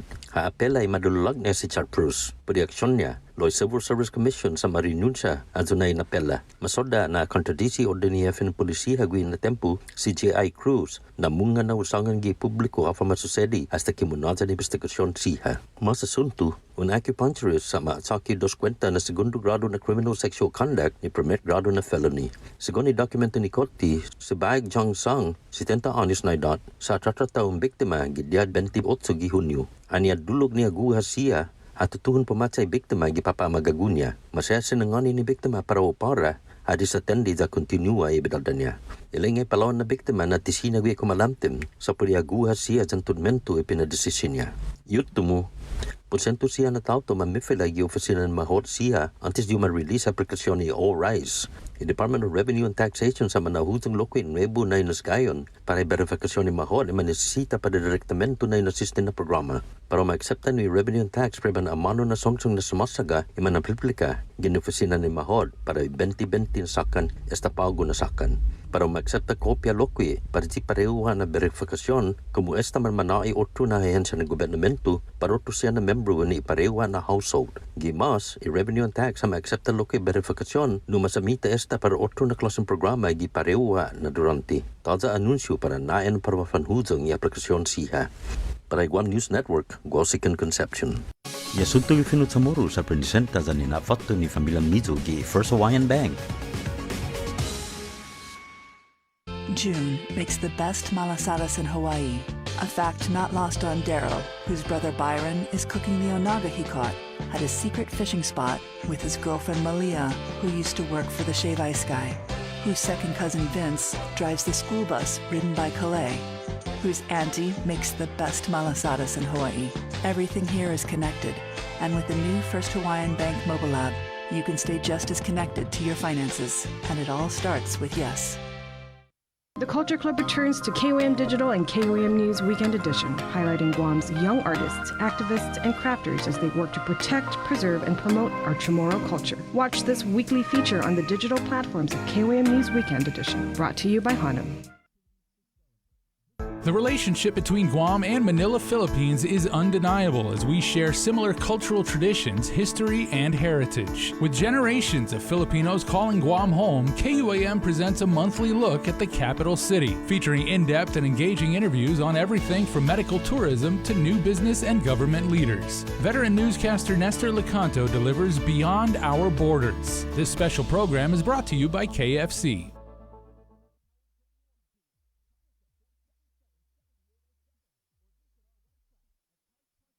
Uno Mixed. We're mixing it up on the last Thursday of every month with a look at lifestyle, entertainment, food, and so much more on the stations, networks, and digital platforms of KUAM Communications. Uno Mixed is presented to you by Docomo Pacific, Better Together, and Pepsi. GU Self-Storage, conveniently located near the Harmon McDonald's. We offer affordable rates, online payments, and auto bill pay for your convenience. Plus gate access daily from 6 a.m. to 9 p.m. Call us today at 648-7867 for more information. Do you feel like you're missing out on something? Make life more rewarding with Pacific Points. Earn and redeem points for bill rebates and free load at IT&E, discounts on fuel at Shell, vouchers at Foodies, and United Mileage Plus miles. You can even pay with Pacific Points at IT&E, Shell, and Foodies. Pacific Points. Do more, get more.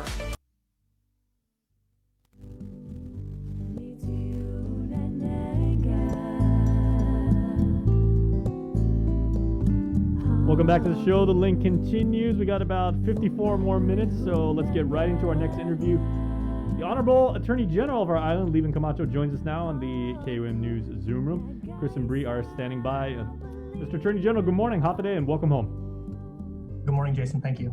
Thanks for joining us, AG. And we're going to go ahead and get right into it as your office released 2 pieces of surveillance video relative to the shooting that involved an off-duty police officer. We're going to go ahead and pop these videos up, AG. Obviously, we did kind of zoom in a little bit and also tried to make as clear as we could the quality of the video. It almost looked like they need to wipe one of the cameras on one of those pieces of footage. But again, in the zooming in, we did, in one clip, it appears that the off-duty officer's vehicle is struck by an individual with some type of weapon. I mean, right off the bat, I thought it looked like a machete. Not really sure, but he does appear to strike the car, and then the car keeps going, but then walking off, you see him kind of raise up whatever that item that was in his hand. So in looking at the other piece of footage, we're able to see the off-duty officer's car go down the hill, and then you also see a few individuals kind of like running after it, right? And that's all we got. And so I just wanted to kind of ask, are there any other surveillance footage angles that you're looking at or considering the release of? Well, Chris, I guess I'd just take a step back and talk about how we got here. Last week we had a press conference just as this event, it's literally 1 week ago that this case started. And at that point, we were unable to really give much information. And I know the media was not happy with that. We were just kind of laying out the process. I was on maybe a month ago to talk about this independent investigative team. And Bree had asked, who makes up the team? And we just going, this is a change in the way that we've done things traditionally. And it's, I think sorely needed to write it down. In this situation, we put it out there. I looked at my phone and I had a missed call from Chief, and I went back. It was within 15 to 20 minutes of this incident occurring. So the 2 parts of it was an immediate notification. Our office does not traditionally respond to a scene. So I just explaining to people, this is not normal. Usually a GPD will handle everything. They will forward the investigation. They'll forward it to us. But kudos to Chief Ignacio for being sensitive to people who are out there saying, we can't trust the police to investigate their own. We're there just to make sure that the processes are followed. GPD has extremely qualified and trained personnel. This is a team. This is not an AG investigation. We are relying on their forensics folks. We are relying on their ballistics folks as we move forward in this investigation. And we're also going to improve it. I mean, this is, again, we just had a meeting 6 weeks ago, and I don't think anyone anticipated that we would be called on to activate this team in such a short period of time.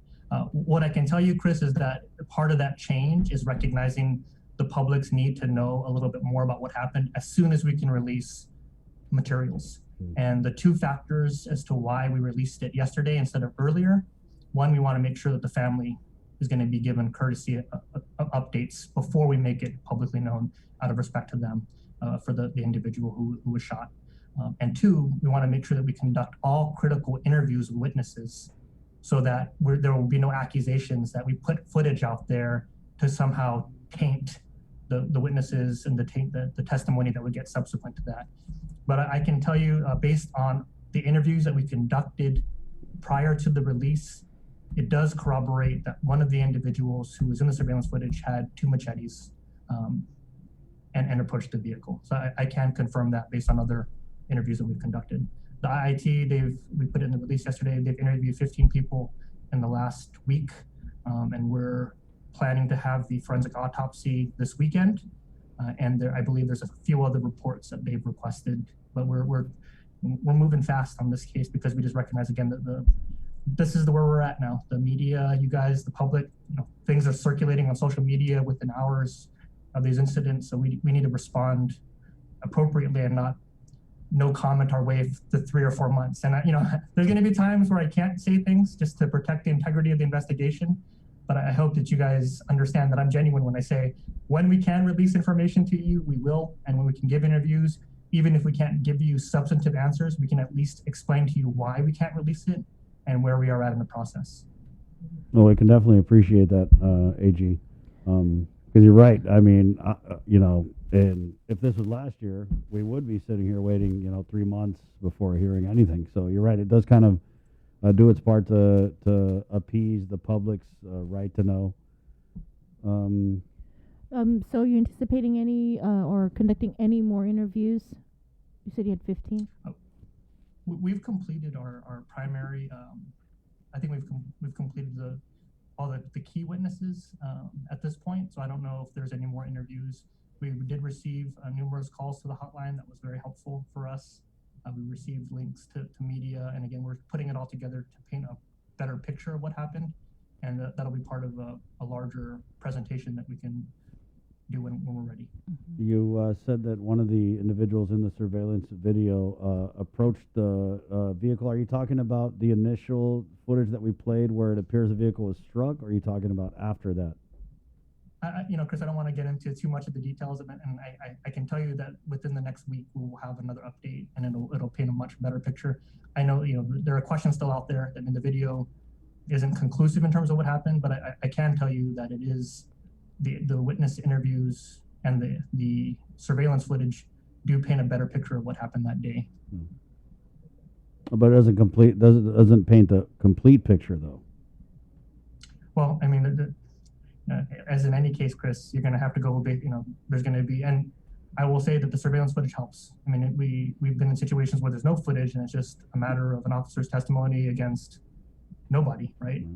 And so in this case, we do have the benefit of having an independent. There's not going to be accusations. I've already heard, that our office is planting evidence, and we take our jobs very seriously here. And the only way that we are going to build trust is to be transparent about it. But when you have surveillance footage and something independent, we're not going to doctor footage. I can tell you that. So those are the things that we're having to deal with. There's just a lot of distrust, and I mean, we talk about a crisis in confidence. That's where we're at right now.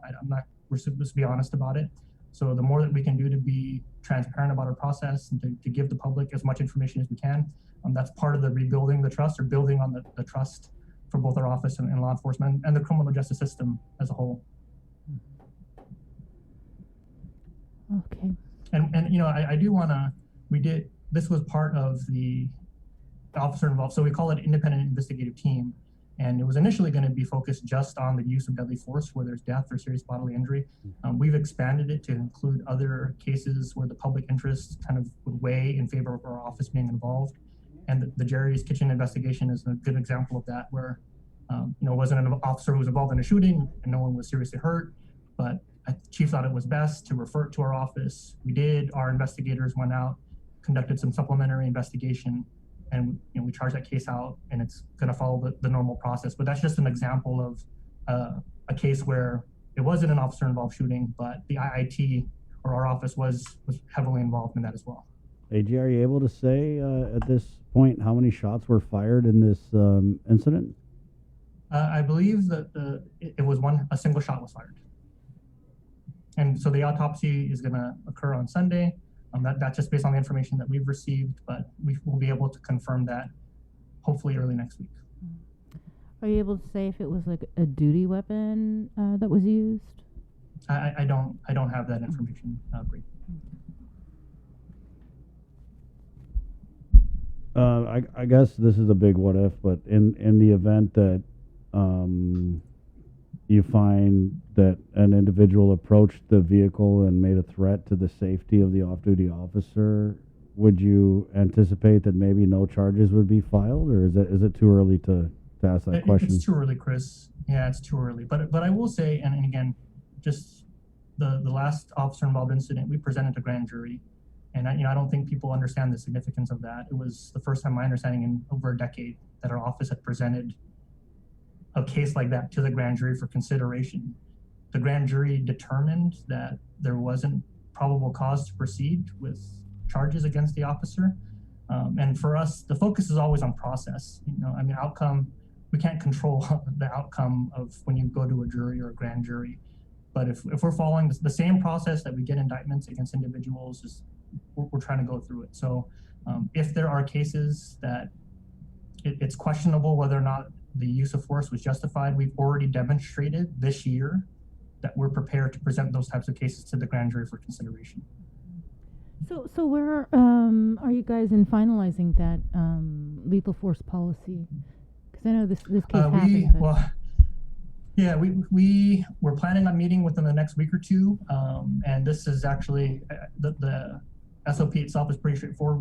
We followed it right now, so we already have a map laid out with or without signatures as to what will happen in these circumstances. The next project for our office, we've already started drafting the actual use of force policy that we're hoping to share with all law enforcement and to hopefully get wholesale adoption of it, so that, and then the third piece of that's going to be training, and that's something that we're also looking at bringing folks to and emphasizing training. Okay. There's no use in making all these changes and then people don't know what the policies are, and there's more confusion than anything. Go ahead. Sorry. Are you done with the? Yeah, okay. You mentioned Jerry's Kitchen. Is there any update on? I just, Chris, again, I don't follow all these cases. I saw in the news that it was reported there was an arraignment that happened, but it's gonna follow the traditional process. The one thing that was unique about it was we were involved in the investigation stage of it, but once it's charged, it's just gonna follow the standard process. I don't know if you had an opinion, AG, but we did want to ask. This is a question coming from Nestor here. What's your take on arbitration versus the use of a magistrate judge for medical malpractice claims?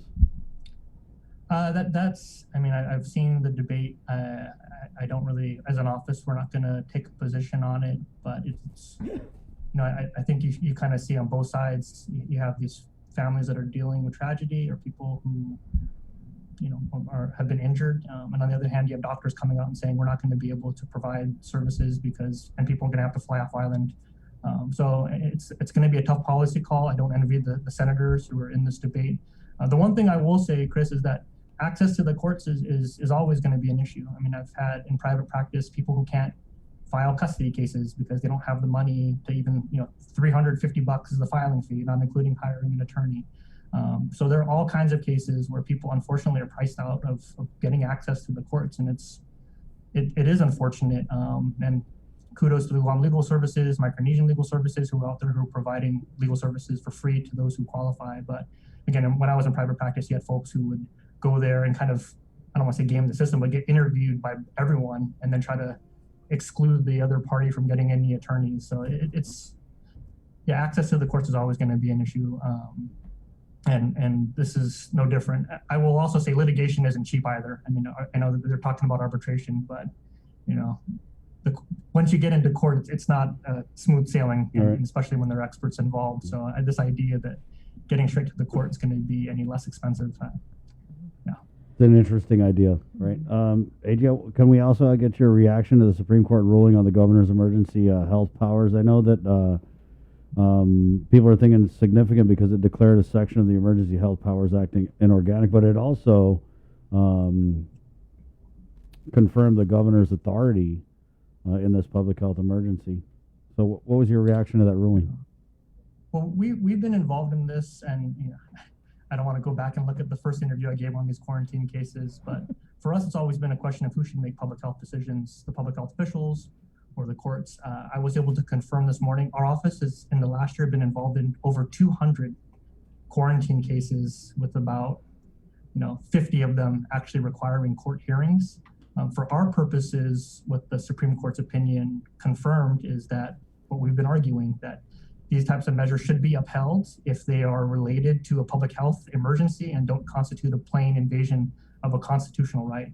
And we've never taken the position that there's no limits to quarantine. We've always believed that the Constitution is going to be the backstop. But as we're developing quarantine policy, I think that the court got it right in according the appropriate deference to our medical community and public health officials. I wanted to ask if there was any follow-up to the ORDOT case from the Supreme Court, any filings or anything. What's the latest? What's going on with that? So, and I know we're going to talk about a bit, but one of the things that I was at, we have an AGA, Attorneys General Alliance or Conference of Western Attorneys General, and emergency health powers and environmental justice issues were both topics of discussion. So I actually led a panel on environmental justice to talk about the ORDOT case and the Supreme Court decision that was issued. But there's a very interesting, I don't know if you guys have read about the King gold mine in New Mexico. Basically, these mines blew up and it dumped all this toxic waste into rivers. But where we're at now with that, our judge has been appointed to the Court of Appeals. We're going to get a new judge. And I think I've mentioned that we're going to file a status update. We're already in communication with the Department of Justice to kind of map out what the next steps are going to be, and which would include discovery and exchange of information, as well as setting a trial date. We are going to be planning on putting out, and I'll share with you guys, we just got off the phone yesterday, but we're going to be putting a call out for individuals who have witnesses potentially, and they said truck drivers actually would be the ones who are driving the materials and dumping them, eyewitnesses, firsthand account of what was happening up at ORDOT. Because as you guys are aware, the Department of Justice took a position at the Supreme Court that they didn't dump anything up there, they didn't own the dump, and we just know that that's not true. So we've got to take our next steps and prove that up, put together our best case. Are you able to provide any info on the procurement of a financial management system for the government of Guam? We're working with the Department of Administration, Chris, and unfortunately, the law is sometimes makes things go slower. So the ARPA or ARP came out, I believe the guidance on that was just issued in about 2 months ago. And this is new for everyone, and we want to make sure that we get it right when we're using these funds. We don't want the government of Guam to be on the hook to pay back millions of dollars if we don't spend it within the parameters. So we're working with the Department of Administration. We understand how important that project is, but at this point, it's just trying to navigate. And we're not the only ones. I believe states and territories across the country are struggling with what these categories mean. 2 of them are pretty straightforward. Is it related to the public health emergency? It's, I think, the third one, which is the reduced revenue model and the way that you can use funds into that situation. It's a lot less clear what that category, what is a justified expense. So we're working the best we can, but again, this is not like the final rule hasn't even been put out yet, Chris. So we're kind of working off of the interim rule and guidance at this point. I just wanted to ask about the lifting of the moratorium on evictions. You guys seeing a flood of concerns or inquiries into your office? We haven't. I'll have to check with our consumer folks if we've seen an increase in that. I know that the commercial moratorium was lifted a few months ago, and from the residential side, we've been fielding calls. We've been providing the general letters, just letting people know you can't go and change locks and evict in that way, and focusing on you have to do it right, which is going and getting a court order. But I'm not aware if we've seen a rush of them, probably because you have to give 30 days worth of notice before you do it. But I know our consumer team has been heavily involved in that. Can we get an update on the search for a medical examiner?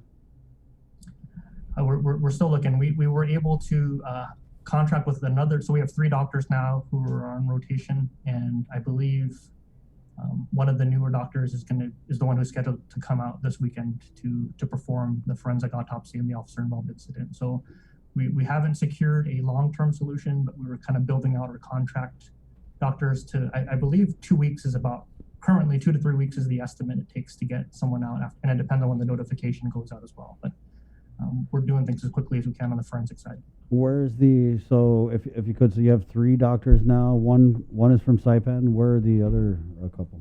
So the doctor from Saipan is actually for the non-forensic autopsies. So currently the non-forensic autopsies are performed by a doctor at GMH and Dr. Dotterman when necessary. We have doctor from Hawaii, Dr. Ishikawa, Dr. Lang, who is from Hawaii, I believe now is relocated to Florida, Michigan. So those are the 3 contracted attorneys that we have for forensic autopsies. Dr. Ishikawa, Dr. Lang, and Dr. Brown. Those are the 3 that I can recall. Levin, can you provide an update on the Michael Castro case? I don't have anything for you at this point, Bree. I kind of been involved in this other incident, but if as soon as we can release any more information, we'll get that out to you. AJ, I wanted to ask, and it is relative to the Michael Castro case, and then maybe, I don't know if you could speak in generalities if you can't speak to specifics, but we had the chief of police on, and I know that there has been obviously an arrest of Nicholas Moore, but the chief had told us that this was still an ongoing investigation, right? So how do you kind of move forward with a trial when you have a suspect, but at the same time the investigation is not closed? I mean, does that stand? I don't know. I'm just asking. Yeah, I mean, that, again, Chris, kind of going back to the process. So to get a warrant to start a case, probable cause is what's necessary. I believe the next stage in that case is going to be presentation of the evidence to the grand jury, and for the grand jury to decide whether or not they believe there's probable cause to proceed with the charges that have been presented. But we're always going to keep an eye on proving our case beyond a reasonable doubt.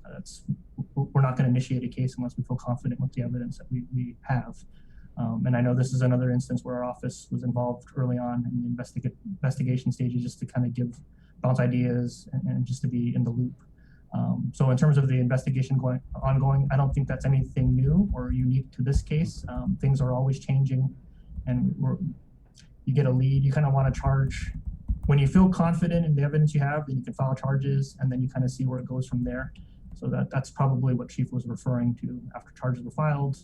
Now people are aware, and then maybe something that didn't stand out to you, or you kind of you noticed didn't make sense, and then now something happens that, okay, wait a minute, I have this information. So just natural flow of a case.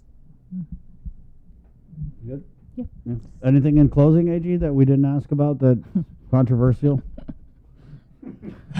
I'm gonna quit while I'm ahead, Chris. I promise. There's always a lot of things going on, and just a reminder to to everyone that prosecution is what we come on for. But cannabis is one of the topics for this that's always going to be an issue. I know recently that the governor just approved it. That's with our office, and we're hoping to complete our review and move that forward. I know people are waiting. One of the big things that we've talked about, and AGs are concerned about regulators, is kind of the consumer protection side of cannabis products. And it was interesting they used craft beer as an example, where everyone knows alcohol, ABV, right? But then you have these like, how hoppy is it, IBU, and all these other things. And most people have no idea. You just drink a beer and, okay, it tastes good or it doesn't taste good. But one of the issues that's coming up across the country is the labeling. I mean, they track these products for cannabis really well, but the labeling, people don't understand them. So they're giving an example of someone who, for the first time, had an edible, didn't understand potency, didn't know how to read it, didn't feel anything after 30 minutes and started eating a few more. Ooh. And then, after an hour or two, they consumed way too much and were freaking out. So those are the things that you're kind of hearing from a consumer protection side. What our concern is that once we start rolling products out, is our community going to understand this is not, I think they said, this isn't your granddad's joint at Woodstock, right? This isn't a CNK concert at Greyhound anymore. These are highly potent manufactured and processed products. And that's one of the things that we're considering and how we can give better guidance to our community and to our agency clients. All right, there you go. Bree, don't do edibles. Okay. All right, guys. Thank you Thanks, very much. AG. All right, there you go. I don't know. Our grandpas had that super sativa. We're going to take a break. Good discussion there with the Attorney General, Levin Camacho. Tatuha Mayor Luis Rivera is coming up next on The Link, which is brought to you by Pacific Points, Cabo Enterprises, IT&E, and Jack in the Box. We're back with more next. Catch SportsLink on the KUAM News Morning Show, The Link, every Friday to hear about the latest in sports news, game schedules, athlete profiles, and more. SportsLink, brought to you each week by Cure Alkaline Water and Mariana's Irrigation and Landscape, airs every Friday across the multimedia platforms of KUAM. Tune into the broadcast on Breeze 93.9 FM on KUAM TV 11, live streaming through the KUAM News Facebook page, or view highlights on YouTube, KUAM News Facebook, and Instagram. SportsLink is hosted by Dave Delgado through KUAM Sports, and he will make sure that everyone knows what is happening on the fields, in the gyms, and everywhere in between. After a year with so many games and events delayed or unplayed, the world is ready for anything and everything in the world of sports. KUAM Communications is ready with more games, more championships, and more specials that are guaranteed to bring out the fan in you. Don't miss a minute of gameplay from NBC on KUAM TV 8 or from CBS on KUAM TV 11. Every month, we'll bring you the action and excitement. Brought to you locally by Michelob Ultra, Superior Light Beer, Mariana's Irrigation and Landscape, and Docomo Pacific. Just more great reasons to tune in and turn on so you'll fall in love with TV again with the best from KUAM Communications. The Culture Club returns to KUAM Digital and KUAM News Weekend Edition, highlighting Guam's young artists, activists, and crafters as they work to protect, preserve, and promote our Chamorro culture. Watch this weekly feature on the digital platforms of KUAM News Weekend Edition, brought to you by Hanum. Uno Mixed. We're mixing it up on the last Thursday of every month with a look at lifestyle, entertainment, food, and so much more on the stations, networks, and digital platforms of KUAM Communications. Uno Mixed is presented to you by Docomo Pacific, Better Together, and Pepsi. GU Self-Storage, conveniently located near the Harmon McDonald's. We offer affordable rates, online payments, and auto bill pay for your convenience. Plus gate access daily from 6 a.m. to 9 p.m. Call us today at 648-7867 for more information.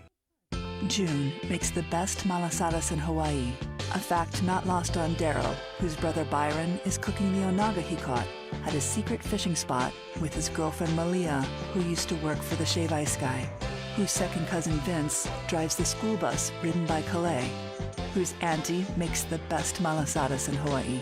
Everything here is connected, and with the new First Hawaiian Bank mobile app, you can stay just as connected to your finances, and it all starts with yes. Uno Go, delivering meals from your favorite restaurants and more, including delivering sodas and adult beverages from the Bottle Shack. Visit uno-go.com or download the app today. Also follow them on Instagram and Facebook. KUAM's multi-platform morning show, The Link, just got a little more delicious with Feed Me Fridays. Chris, Sabrina, Jason, and the rest of the morning crew will take some time off each Friday to talk, taste, and tempt you with all the latest and greatest food and drinks on Guam, old faves, new hits, and everything else we can put in our bellies. It's Feed Me Fridays on The Link, brought to you by King's Restaurants, Ruby Tuesday Guam, and Devondale. I decided to get vaccinated because I knew that it was the only way to keep myself, my family, friends, and everyone safe. And it was also my way of contributing to the fight against COVID-19. And I also encourage everyone out there, and especially those in the FSM communities here on Guam, to do your part and get vaccinated. My name is Victorious Flan, and I am a proud member of the vaccination. Join the vaccination. Scan and plan. For more information, go to KUAM.com. Brought to you by American Medical Center, your partner in healthcare. Listen, watch, and learn from the daily Chamorro news updates from KUAM News. Catch them on The Link during the 8 o'clock hour, streaming online on Isla Radio, or on the KUAM News YouTube channel for your convenience. Tune in and stay informed, all while preserving our precious culture through the daily use of our native Chamorro language. Chamorro news updates are brought to you by your familia at First Hawaiian Bank. Do you feel like you're missing out on something? Make life more rewarding with Pacific Points.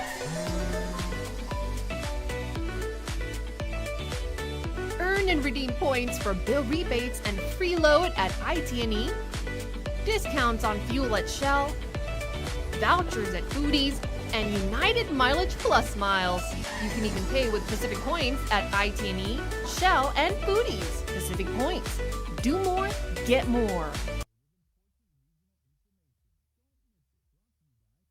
The world of television is more exciting than ever. Don't miss a minute of special presentations from NBC on KUAM TV 8 or from CBS on KUAM TV 11. Every month, we'll bring you the fun and excitement of award shows and red carpet moments, special series presentations, and other great network programs. Brought to you locally by King's Restaurant, Ruby Tuesday Guam, Bud Light Seltzer, and Docomo Pacific, giving you more reasons to tune in and turn on. Fall in love with TV again with the best from KUAM Communications. My whole family is fully vaccinated because we understand the importance of it. I've seen my daughter, her boyfriend, and friends endure COVID, and I've lost family members because of the virus. I chose to get vaccinated to protect those around me, and most importantly, because of my parents. I'm Jonah Gancharfris, KUAM Senior Producer, and I'm a proud member of the vaccination. Join the vaccination. Scan and plan. For more information, go to KUAM.com. Brought to you by American Medical Center, your partner in healthcare.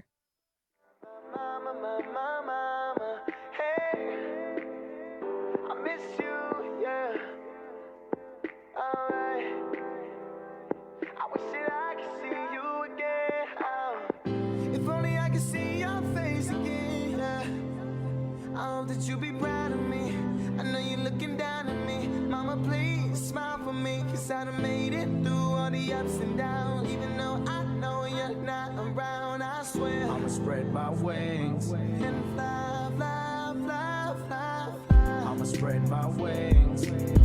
I'ma spread my wings and fly, fly, fly. Back to you, back to you. I'ma spread my wings.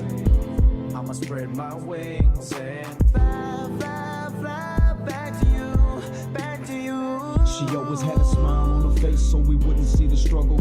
Life alone was her everyday hustle. Loved us double even when we got in trouble. I'm so sorry, and mama, I love you. 112, baby. 112, baby. Malpractice, baby. So this song is how I pray. You didn't What a morning. What a night, Sabrina. Did you catch the whole hearing? No, I fell asleep with my YouTube though on. I was trying to stay up and listen, and I know. I ended up falling asleep. There was I was falling asleep. 10, I think. I was falling asleep too, but go ahead, Jay. I'm amazed your battery lasted that long. I plugged it in. Oh, Plugged it in. Oh, wow. Smart. Smartphone. I was falling asleep too, but then every once in a while you would get there was that one doctor, man, I forget her name, but she was very forceful sounding, and I would wake up, and then you get another soft speaker, and I'd fall asleep, and then some other person would come on it. So, but it ended around 10:45 last night. All right, and we had speaker on yesterday, and she had said that they wanted to go to maybe 8:30, right? Mm-hmm. Yeah. That's what Anyway, there's just so many people. They didn't even get to everyone who testified. Next public hearing on this is Monday. In the Zoom room now we have Tumon Harmon Mayor Luis Rivera, who we kind of wanted to bring on to discuss this surveillance video and the shooting and just kind of the community reacts to it. Mayor, good morning. Good morning. So I'm pretty sure. Morning. Thanks for joining us. See you day. So I'm pretty sure you saw the surveillance video. Yeah. Yes, I did. What was your kind of takeaway from that, Mayor? There's just so many things that are happening all over. I just continue to ask everyone to please look out for each other and see, where the problem areas are, or what, what individuals they see are suspicious, and to report it in. It's very unfortunate that this is another situation that happened again last week Wednesday, and seeing that, I've also we know the individual, we know the family, and so I've also visited with them, to try to see what happened, or what's going on, but I'm still awaiting the results of the investigation that's ongoing. At this time, with the family, the assistance we're giving them, is to, help them with them having their rosary and their memorial service, stuff like that. So to clear the roads and, to block off a portion when they're out there praying, stuff like that. But again, we just want the crime and, all these bad things to come to an end, to stop. And so, if there's people out there that have issues, and, if family members know that, something is going on with, an individual in their family, they need to reach out for help. There is different groups and organizations and agencies out here that can help. They just need to reach out, because I don't know exactly what happened or what caused, him to be shot, so again, whatever information we can get, or, people need to reach out, when there's help that's needed, please let us know. Let us know so we can find, a place they can go to get the answers. But, how we feel, it's just, it's sad. It's like, oh my gosh, another shooting in Tumuni. It's sad. And, we want to do what we can to help it make this, all these bad things come to an end. Mayor, is it normal though in your village for people to attack vehicles with machetes? No, it's not normal. I don't know what the situation is. I don't know if he's going out there to help cut the tongan that's along the roadside, stuff like that. I don't know what he was thinking, why he's holding it. Again, it's pending the investigation from, the Attorney General's office and Guam Police Department. They're the ones to keep me informed of what's going on and give me the answers that I need, to make the community aware about, and that's why we continue to try to schedule quarterly meetings. We have an active municipal planning council. We meet every month.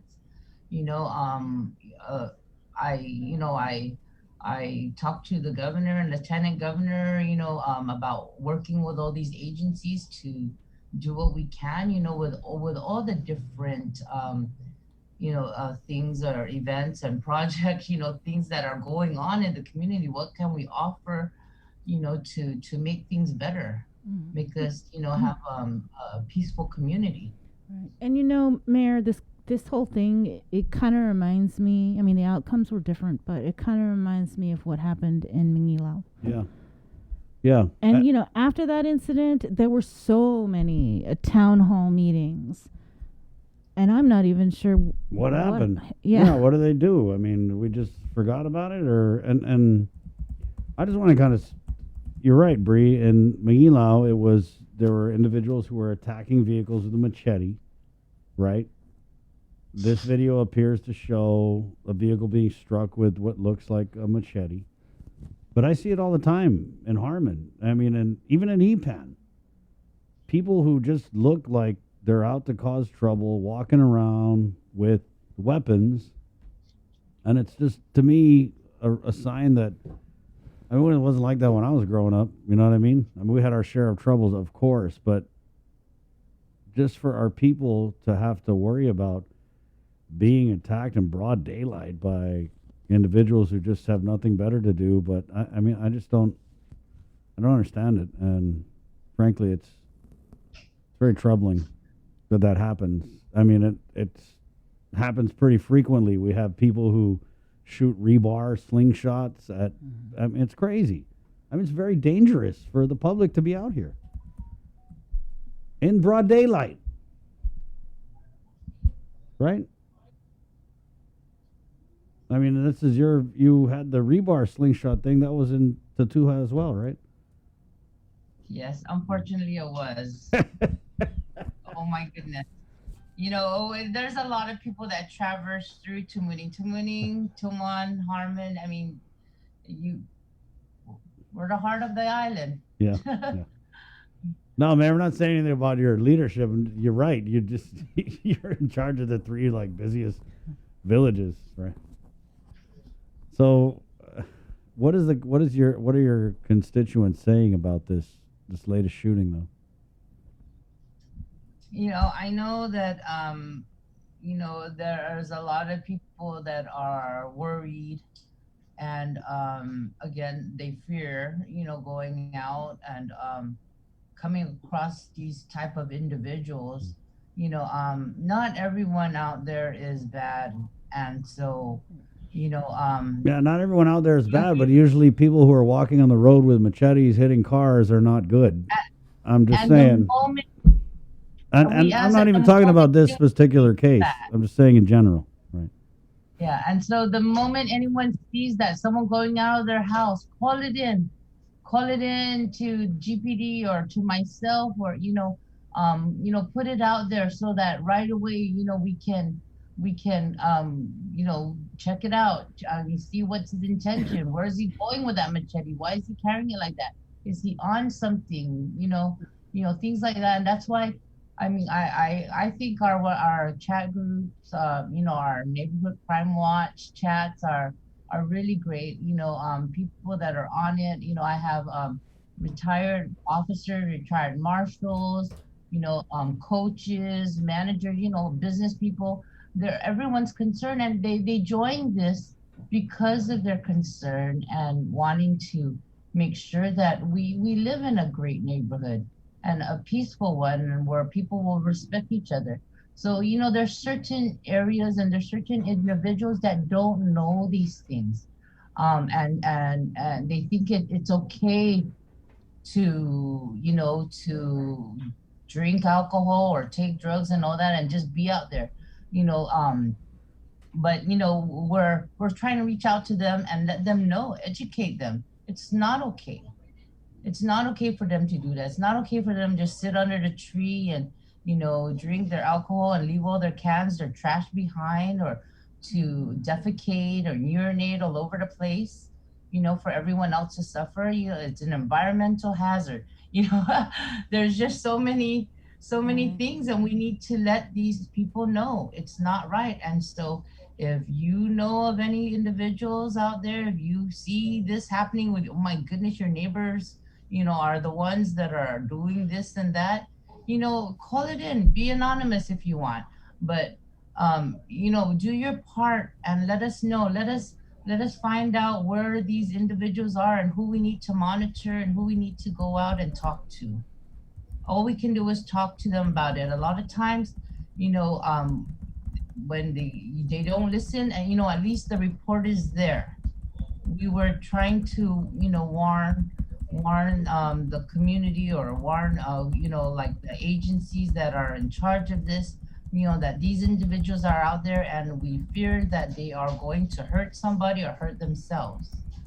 So, you know, anything that we can do to assist, please don't hold back. You know, I have an open door policy, open phone line. Anyone can call me anytime, and as long as it's pertaining to the betterment and the welfare of the community. Please, use it. And Mayor, call me. I wanted to follow up on something because early on, the issue of homelessness is one thing that we've always been talking about, and we've been trying to get Sarah Thomas Nedadog on just to get an update on OHAP and their office and what we're going to do for the homeless population. Have you heard anything? Like, what are the plans? Well, I know that they've been trying to acquire a facility. I have not got any definite, answer on that. Our representative to the Homeless Coalition for the Mayor's Council of Guam is Robert Hoffman, the mayor of Sinahanya. So I do talk with him a lot about it. What other different issues. We do our part to reach out, to find out who these individuals are and see what kind of help they need. What is the issue? A lot of times I'm finding out it's just the paperwork or, they don't have transportation. So we try to assist in whatever way we can. Okay, so no update then. Did want to also ask about the All Rise. All Rise! Mayor's verifications, because I know that was discussed yesterday, and I think it was Mayor Savaras who said just the other day she had 588 people waiting in line. Okay. You were mentioning, hey, we need DRT to send out a press release and say you don't just have to go to the mayor's office. You can use your power bill, your water bill, your solid waste bill. Right. I know that that was part of our discussion yesterday at the Mayor's Council of Guam meeting.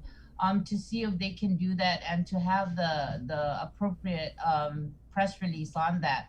But I know that the only thing that we got back was saying that they can use previous verification of residencies from the mayor's office as far as last year, because I think they needed to identify proof of residency for that tax year. Yeah.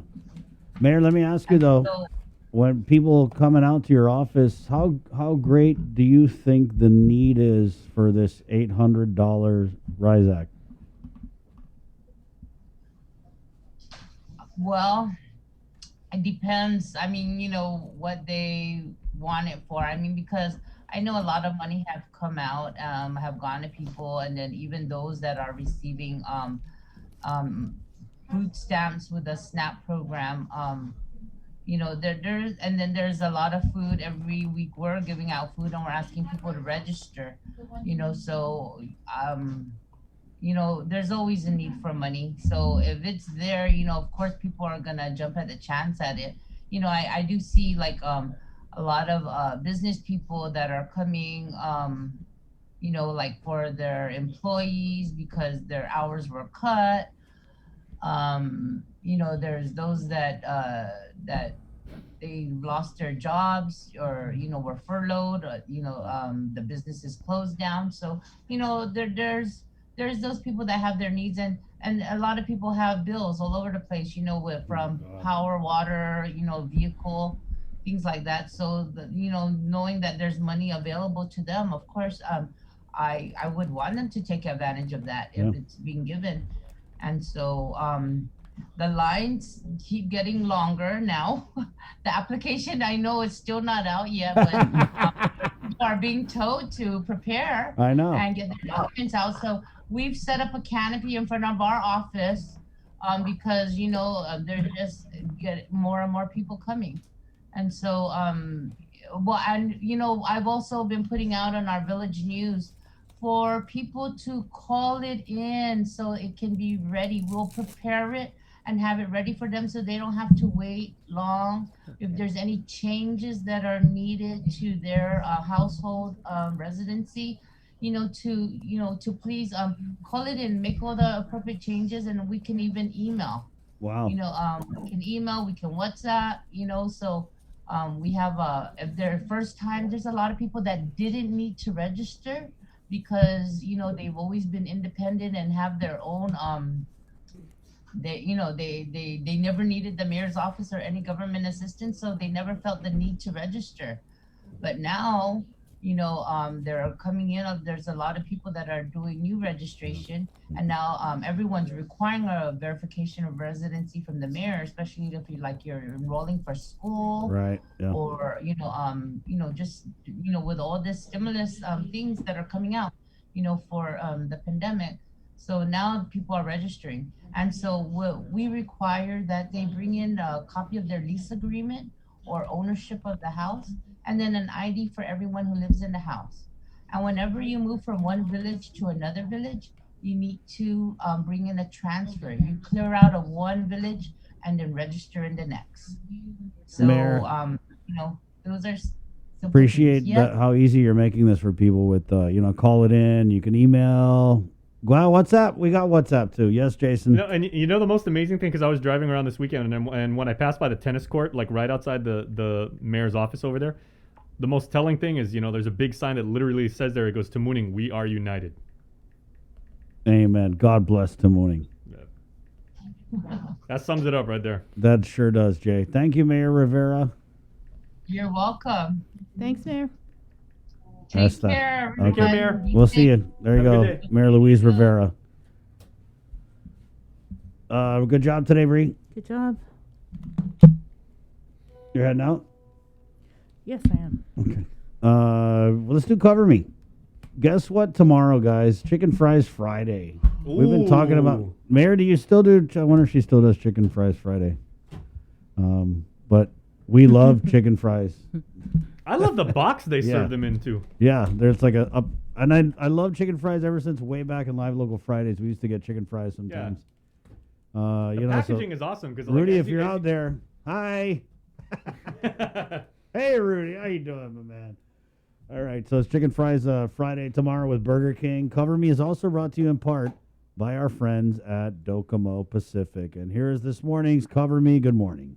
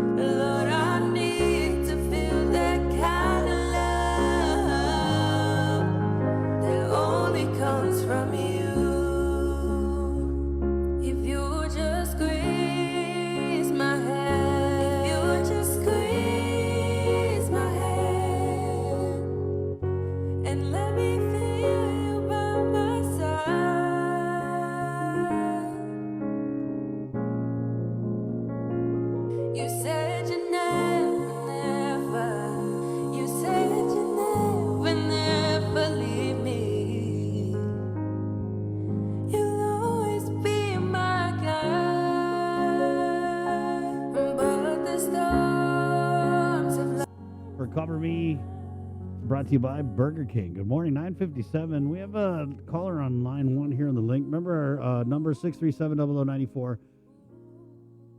I know, ma'am, you were calling about the RISE Act, and I answered your question offline, but I just wanted to talk to you a little bit about the need for this RISE Act. How long have you been waiting for the RISE Act, ma'am?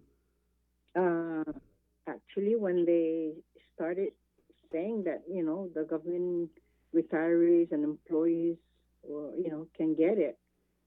So I'm a retiree. Right, but they haven't come out with the application process yet. I know that. Right. I know that, but they said that, we can start going to the mayor's office and I don't have any transportation to go over there. But as soon as the application is open, I can have somebody take me to revenue and tax. Right. Ma'am, what village do you live in? Tamuni. Oh, okay, so we just had Mayor Rivera on, and she said that you can actually call over to the mayor's office and request a copy, and they could email it to you or even WhatsApp. So this utility bill is not going to work then? I believe that Revenue Tax had said that a utility bill in your name with the address would. Yes, I have okay. I have the utility bill under my name, right. and where I live. Ma'am, you're a Guam retiree now?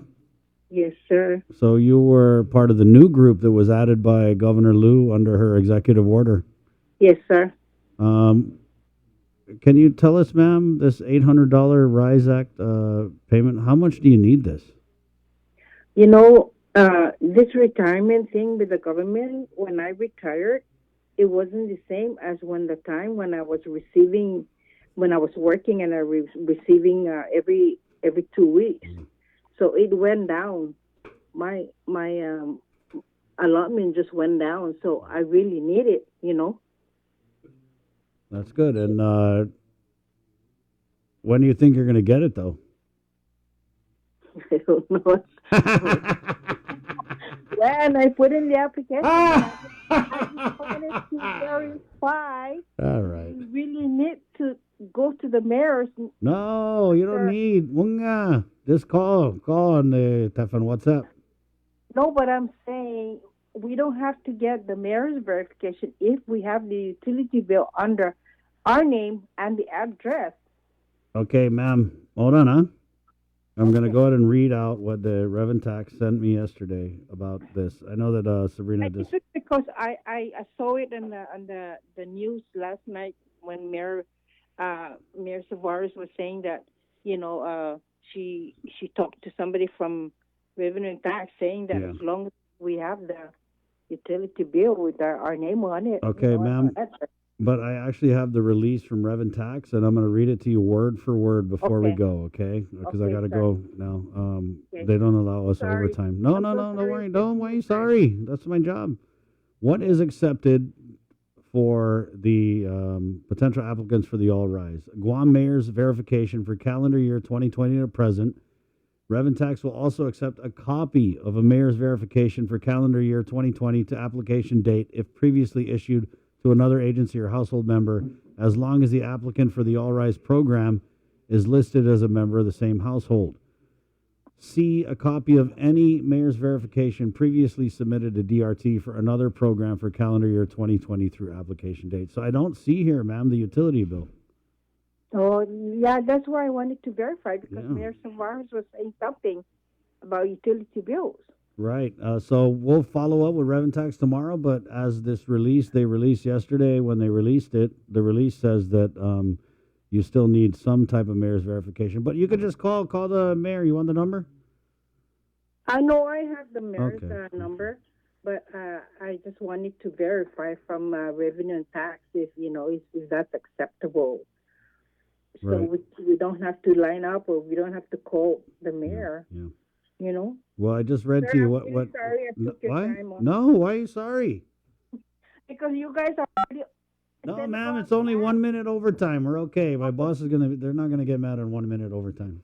Okay, I'm sorry. Don't be sorry. I'm sorry I didn't have the answer right away, but there it is. You need a mayor's verification. Okay, so maybe if you can clarify that with Revenue and Tax with Daphne. Right, I will. Thank you. I'll be listening tomorrow morning. Thank you for listening so much, ma'am. I always do. Thank you. Thank you so much, Kay. You're my favorite. Right. You have a good day. Adios. Okay. Right on. 10:02. Good morning, guys. This has been another episode of The Link, KUAM TV. Hey, my name is Chris. Thank you so much for jamming with us on this Thursday. Adios. Tacos.